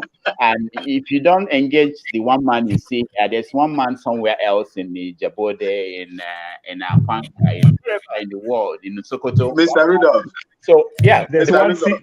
there's one CM here. There's one CM here. There's one CM here. There are many CMs everywhere. So the point Mr. is Rudolph. that everybody, yeah, who is speaking? Mr. Rudolph, it's fine. If I I'm Maxwell, I just want to say something, then I go. I want to attend to my people. Okay. You see, one thing you should understand is this. We're not going back to one man thing. Talking general. No, yes. I just want to say something. He's my friend. Example. Yeah, you see. He's my friend. He's my friend, and I do attend his programs and so on and so forth. You see, when Rudolph wants to kill you, he will give you time and a long rope to speak, and that you use the long rope to tie yourself. Thank you. God bless you. Thank you. All right, so we are going to round up. Today is Sunday, and we have a lot of activities. I really appreciate all the people that joined us today. Bumi, thank you so much for coming. You know, we never know who will come on the show. You just open like it's a market. You know, people walk in and say wonderful things. We appreciate everybody. But let me just say one last word from parting words. CM, I'll go around. CM, you start. Nothing about one man, but general sentence. You know, we're rounding up.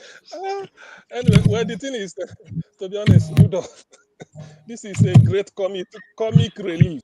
But one thing I must say is this: when somebody says Peter Obi is low functioning, that is not an insult in the dictionary of that person.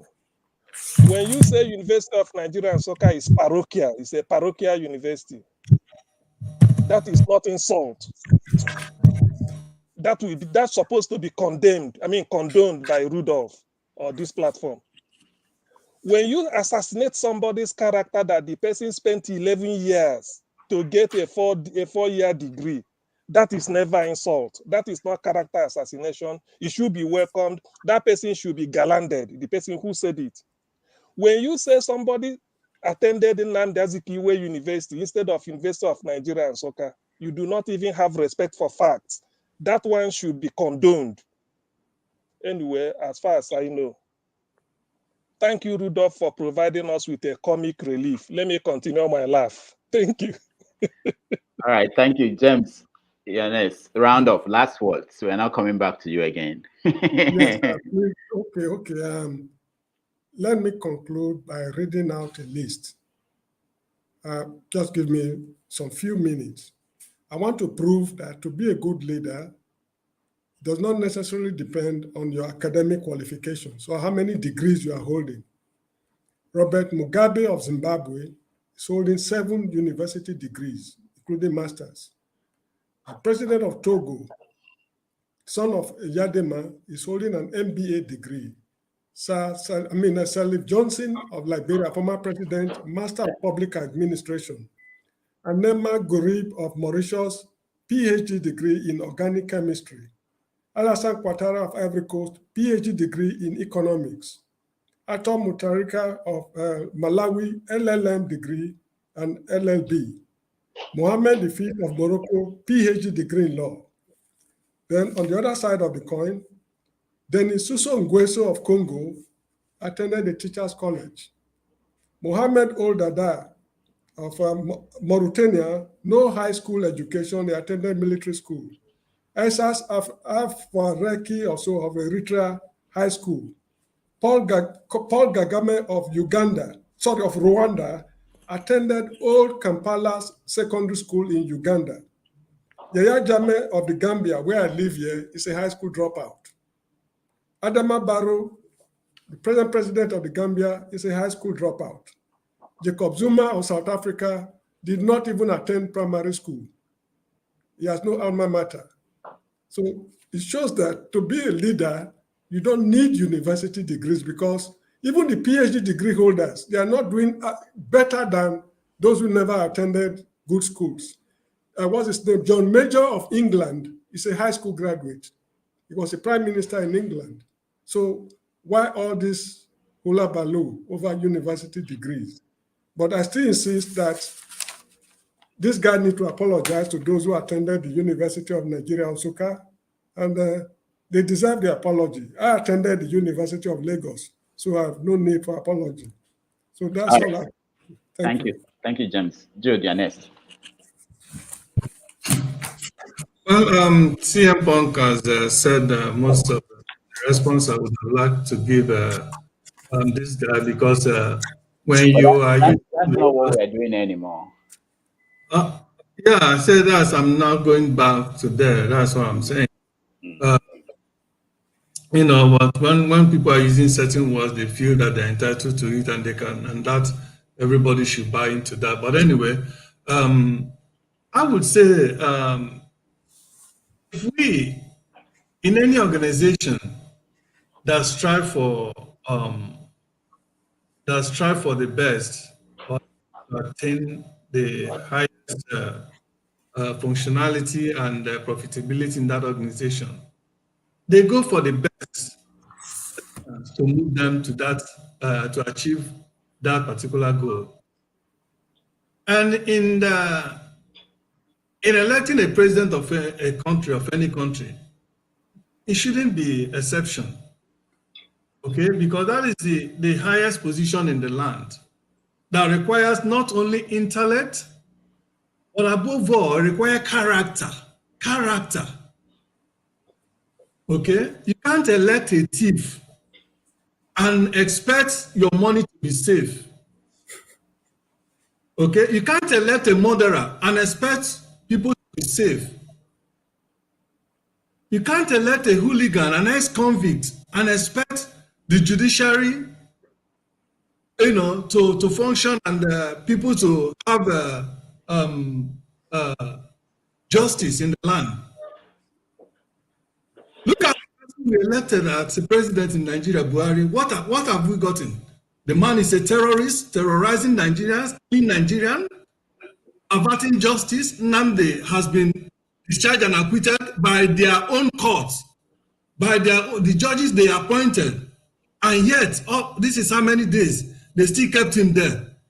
And that is the kind of people that we are electing as government. And that's the kind of society we want to live. And people will have the boldness to come out and be defending this kind of leadership. I don't know. Nigeria amuses me. All right, Jude. Thank you. It doesn't happen. I've never seen it happen in any part of the world since I was born. It's sad. Thank you, Jude. The Black Stone.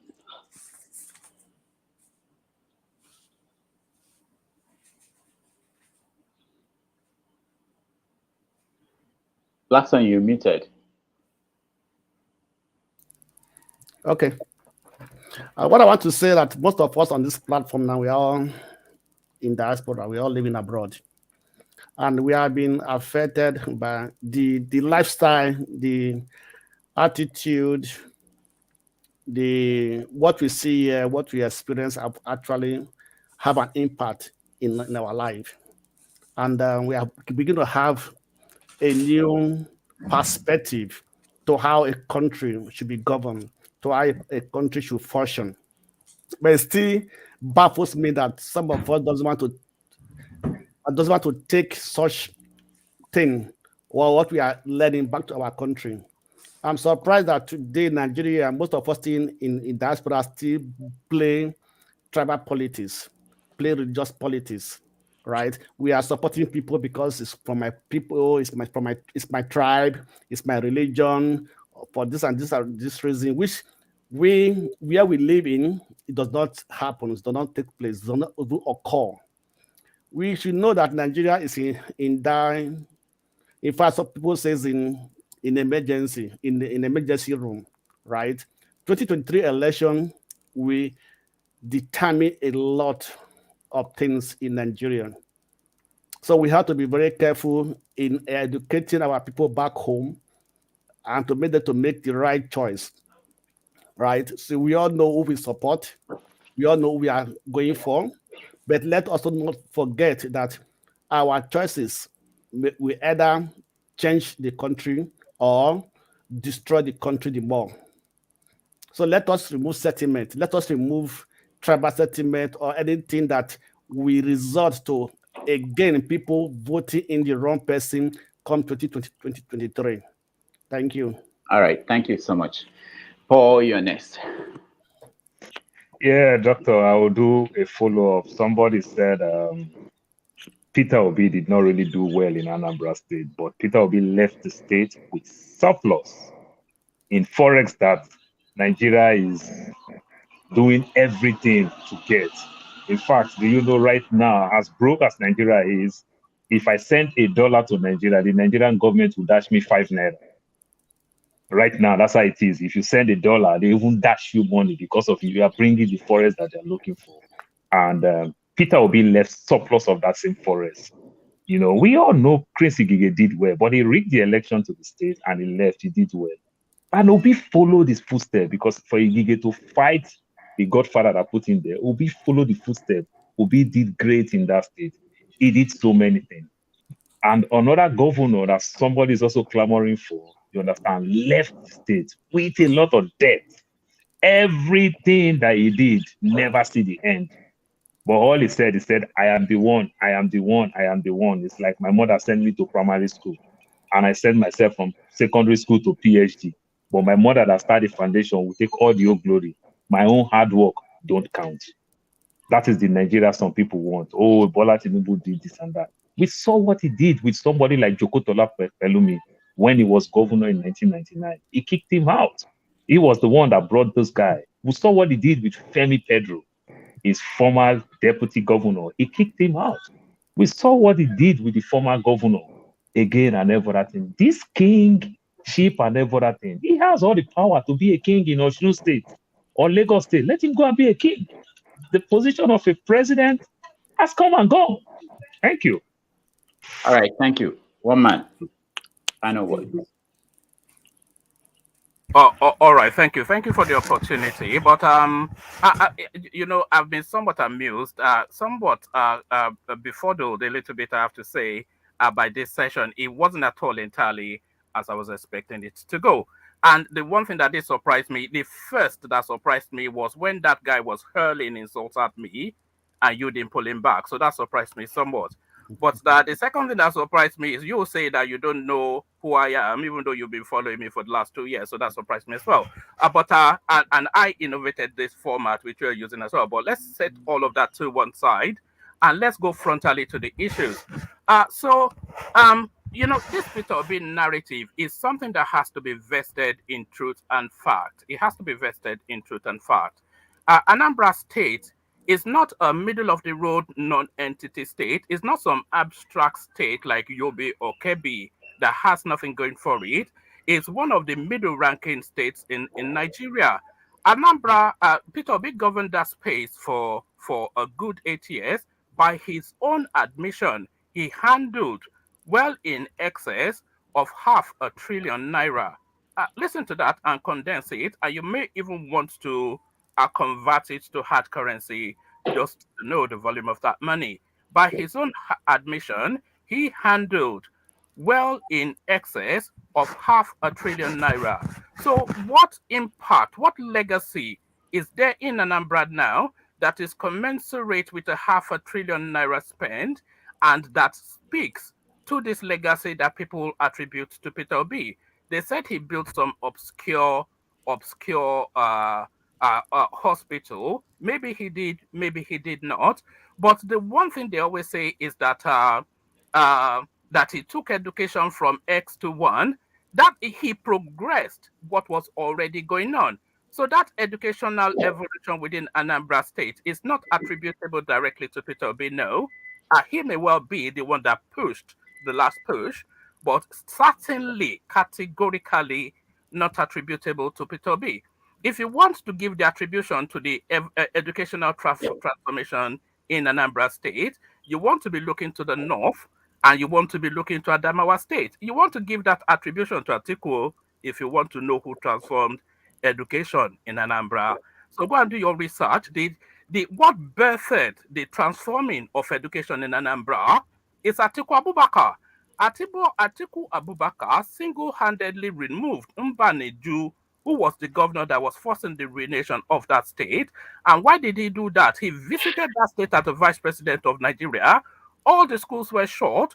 All the children were on the streets. Their lives were being ruined. And he went with the determination to Obasanjo to say that I'm going to take this on as a special project. And he effected the removal of Mbaneju, which then evolved the educational space. That was the transformation that started. Ngige picked it up, and then Peter Obi perfected it. So the attribution, there is nothing in Anambra State that is directly attributable to. It did not expand the economic space. It did not grow the IGR. There are no marquee achievements that is attributable. Look All at right, all some. right. All right, one man, thank you, thank you. I know you can go on and on. Thank you so much. I really All right, it's been a pleasure. yeah, Thanks. just so you know, on Saturday, if you have the time, please join us. Okay, we'll have more Only time. if you can ensure respect and people don't insult me like that guy did. And he's Well, I mean, people insult other people. It's all right. You can deal with that. I mean, you're a strong no, man. no, you are I the know you can deal moderator. with Moderate. that. All right, but I wish that if you can come and join us next Saturday, anytime, come in and we will welcome you. But truthfully, I don't know you. If I follow you, I don't know. I mean, I don't know. I'm not All kidding. right, I it don't doesn't know. matter. But it's All right, okay. It's okay. I would like you to come back. Yeah. Bumi, you're next. I just want to say that Nigeria is fortunate enough to have multiple political parties, unlike America that only has two. So for Nigerians only voting for the three major ones over, or is it the two major ones over and over again, and seeing that nothing is changing is unfortunate. And I hope that we would look at, I think they're like 20 something, we look at all the 20 something political parties and actually try and find someone that we think would help us. And like I've said over and over again, no matter who we vote for presidency next year, we need to hold them accountable. That's the only way. We have cultivated a culture whereby everyone keeps on stealing and stealing and stealing, that it's actually hard to find someone with a clean plate, because everyone has been doing some kind of corruption or one kind way from day one. From go back to your secondary school, none of us, we say we're all clean. So we need to start changing that and start holding people accountable. No matter the political candidate, everyone's going to find one thing they did 7 years ago that was good or not good, but it's up to us to hold them accountable. That's all I have to say.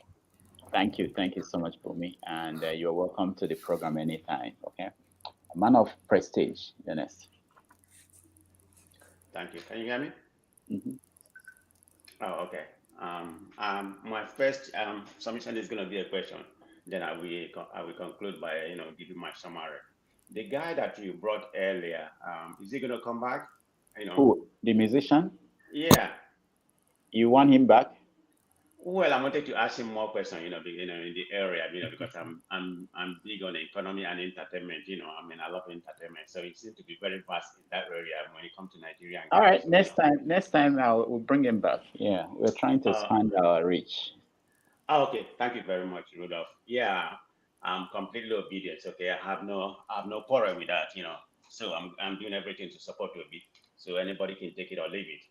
But anyway, I just want to point out something here that Obi has assembled what I consider to be an outstanding spokespeople that's going to challenge Kiyomo or that kind of PDP, APC. So they should get ready for the kind of people Obi has appointed to be the 4 people he has appointed for his spokespeople.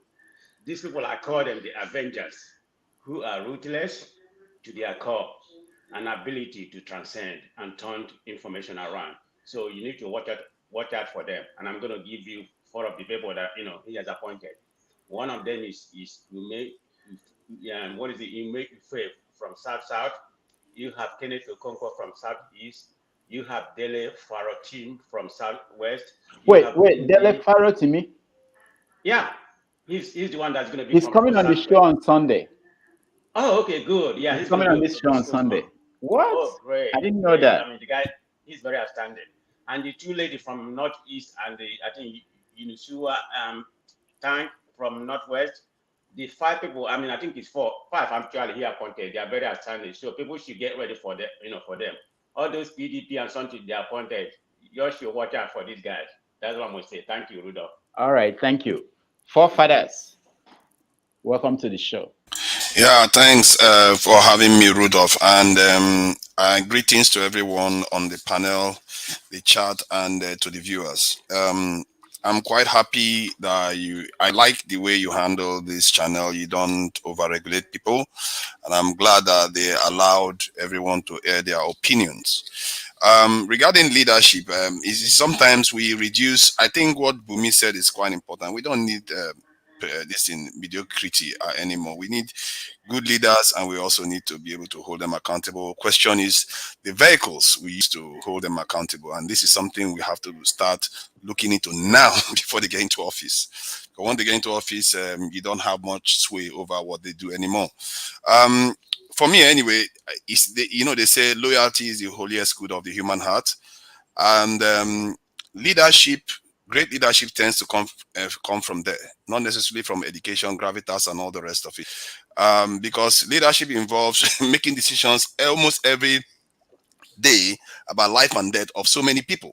And there is a reason why most nations are not being run by professors and people that like to think that they're competent in quantum computing and all the rest of it. Because leadership goes beyond that. It involves all aspects of our lives. And if you get the briefing that leaders get every day, then you understand that. And I don't think that some of the terms being used, to describe politicians that actually have proven that their greatest priority is to the people. And I think that is something we have to be careful about, that when we ascribe gravitas and people that have, has all this stuff, but at the same time, very selfish people that prefer to enrich themselves and they prefer to do everything to lead to further decay of the Nigerian state. Such people should be discouraged from getting into office. We should be stripping powers from the system so that the people get the power back. One of the ways we can do it is to make the system transparent. This thing where we say, oh, this guy doesn't have gravitas, this one, it looks like this, like a houseboy. Who cares? The important thing is all the ones that have been looking great and what where have it gotten us? Nigeria has some of the highest density of professors in Africa. Where has it gotten Nigeria? How we cannot even, some people, they have education, they speak big English, they speak everything, they can't, but yet simple wisdom, they can't put 2 and 2 together. What is the point of education if you cannot use it to solve problems? What is the point of competence if the only problem you solve is for yourself? How can people not understand that? And we come here and it drives me crazy. Sometimes when I go on some channels, and all you hear is this type of discussions. Oh, this one said this one backbited this one did this one. Our country is floundering. Why are we having this type of discussions when we should be looking at, okay, we really need to know how to hold these people together. We should be ganging up as a people right now to take control from these people. They are finding unbelievable amounts of pipelines that is being tapped, stealing our oil daily in this country. It's unbelievable the scale at which they are doing these things. Ships are coming in, taking oil away from our country, and people are none the wiser. And we are here having parochial, like they are all like to say, discussions about this guy doesn't look nice. This one took long to go to university and all the rest. That would not solve our problems. What will solve our problem is a leader that cares for the people, that puts our people first. The sum of our people is very important. Our wealth should not be filtered away to foreign countries. We should be protecting our interests. And one of the ways we really have to start demanding transparency and demanding security. If we fix those two, because transparency will bring power to the people, security will restore our sovereignty that will allow us to make our own decision, because we have people interfering with our country. We have to stop that from happening so we can solve our own problems. This kind of discussion, it really drives me crazy sometimes when I keep hearing that, like, all this, we've been hearing this for decades. I was in Abiola's compound when he married. I've seen these things happen in Nigeria over and over again. You just keep hearing is this our discussions. On and on. We don't have power supply. We don't have this. As if it's some kind of glorified knowledge to say that we don't have power. It doesn't make any difference. We have to start talking about how we are going to solve it. We have to start talking about how we are going to take these things away from them. Because this young generation, they are coming through right now. And this is all we've got left for them. We keep complaining. I ran away to the UK myself. I was one of those people. I left the UK. I am here. I work for how many decades here now? What have I put down in Nigeria? How many things can we say we have put down in Nigeria other than building a house? A house does not restore your country. Clearly, if the houses were restoring our country, we would have been a lot better off by now. Our expertise, our ability to interfere with the system so that we can actually take power away from these people that have been grinding this country to a standstill. Our country is in a standstill, and we are an important country. This is the most populous black country in the world, and we're having conversations about this in people's dressing and education and all the rest of it, when we should be worrying about how we are going to restore all the things that are broken in our system. For me, that is what my focus is. And anytime I hear all this talk about, to me, I don't care about politics in terms of who is in office, the parties in office and all the rest. It's how we can hold them accountable. Because if it's Tinubu, if it's Atiku, it doesn't matter. How you can hold them accountable. Even if Peter Obi gets into office and nobody's able to hold him accountable, believe you me, the ones that are powerful will hold him accountable, and he's going to do their bidding. He's going to do their bidding, because every single day a president is hearing so many things from their ears. Who are the ones that are going to be there and hijack that control of the presidency? We have to hijack the control of the presidency so that they can serve us. They are not serving. They've never been serving us. How do you think pipelines of ships and oil and everything is being stolen from our country?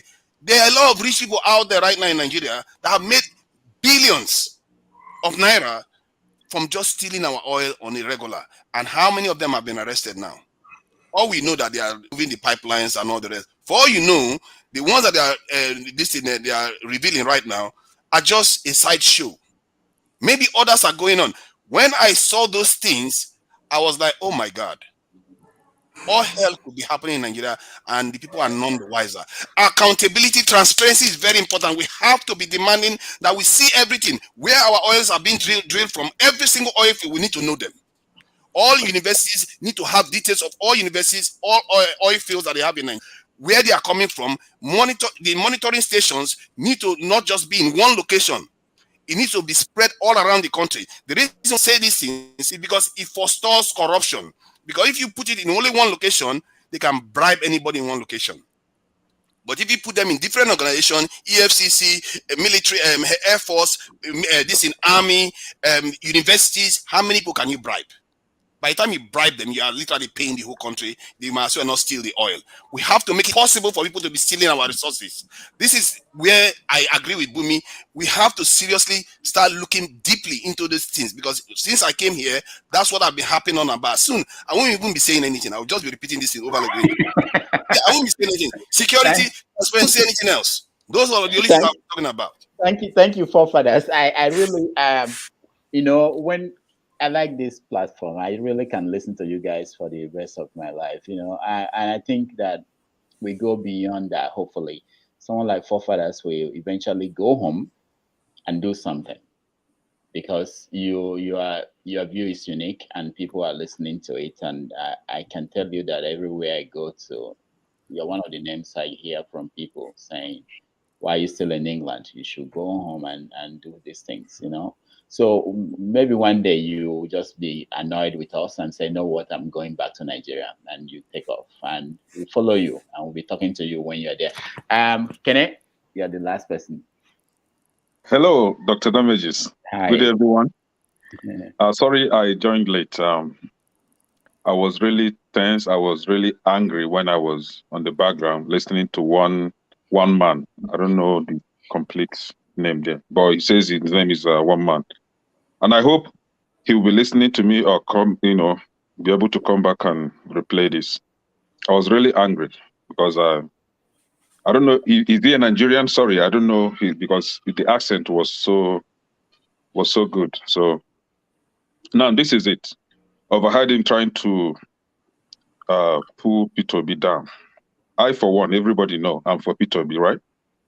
And I find it very difficult to kind of assassinate anyone's character. Last time I came against Showore, because Showore was all over Peter Obi instead of him minding his business and doing his campaign.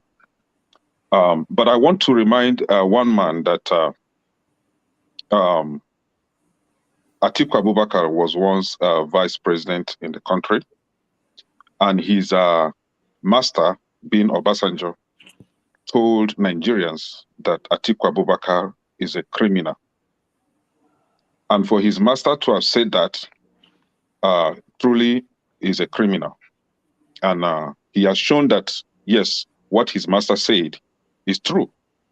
Because if you go to Dubai, last time a friend of mine was in Dubai, and he had to take his time to go to some of the Atiku's investment in Dubai and make video recordings. As an officer in what they call it, these people that are in the wharf, customs, right? I don't know how he made his money to have acquired such properties in Dubai while he was a custom officer and the vice president. So it means that Atiku Abubakar actually embezzled our money. So he's a criminal. And I also want to hint on what's his name? Tinubu. Between 1988 to 1993, Tinubu and group of drug gangsters were terrorizing Illinois, the Chicago City, and part of Indiana. Tinubu was caught. Tinubu went to jail. Tinubu faced the U.S. courts, and he was indicted as being a drug baron.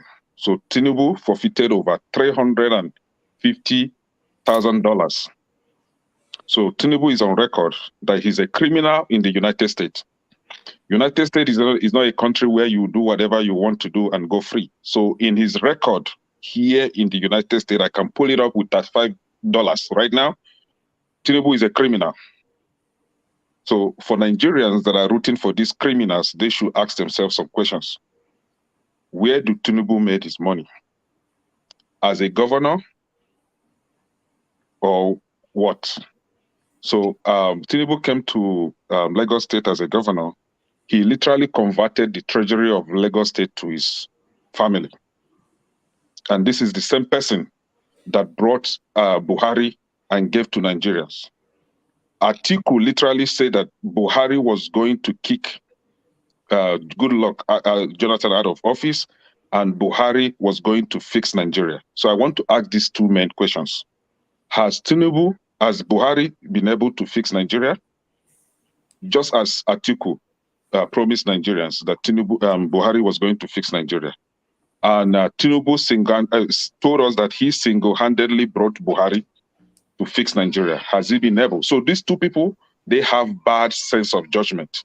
And because they could not reason well to see that Buhari was incapable, Buhari was clueless, and Buhari could not fix Nigeria.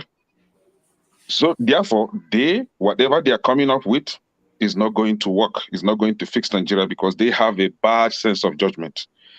Again, our sister, Bumi, please do not be offended. I want to correct one impression.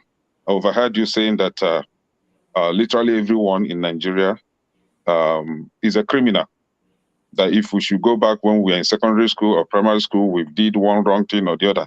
Yes, when it comes to fighting, I fight. So if that is a crime, I was doing it before. You can't come to me and go free. But when it comes to stealing, I don't think I've ever taken what does not belong to me. I will never do that. If it is the only thing that will save my life and it doesn't belong to me, I have to ask, can I take? I don't steal, and I will never steal, no matter how you paint it. If I'm doing business with you, I'm a businessman. I will use the business acumen to follow you, right? But I cannot steal or take what does not belong to me. So let's not try to, generalize it that every Nigerian is a criminal. No, there are good Nigerians. And among these candidates, the 3 or 4 major candidates, Buhari, Tinubu, Atiku, Peter Obi, Sowore, Kwankwaso, right? I will beat my chest that Tinubu and Peter Obi and Sowore haven't been in any criminal case before. But Tinubu and Atiku are well-known criminals. All right. So let's make our judgment the right way. Thank you. We have to stop. We have to stop it here. Thank you so much, everybody. Thank you, CM, for joining us. James, thank you so much for joining us. Jude, thank you. The Black Stone, thank you. Bumi, thank you. Akene, thank you. Forefathers, thank you. Man of Prestige, thank you. And Paul, thank you so much. Please, if you're watching, like the video so that more people will see it. And we hope to see you back next week. Next week we have Ekene, Bumi is right to some extent too, because my mother cannot sell food and make her not steal money. I steal my mama money. I know they steal. That means they arrange my money. My mama money I steal her, but somebody can't tell my mama. My mother can't say like say the money still inside house, say never go outside. Now for all those Cotonou girls go steal her. I steal my mama money. My mama they sell food now. No record. A big amount of and I mean the fight. All right. So I will see you guys next week. On Sunday we have Dele Farotimi. Now we heard that he's been promoted. He's now spokesman for Peter Obi. So we booked him before then. So let's see what he will say when he comes on Sunday.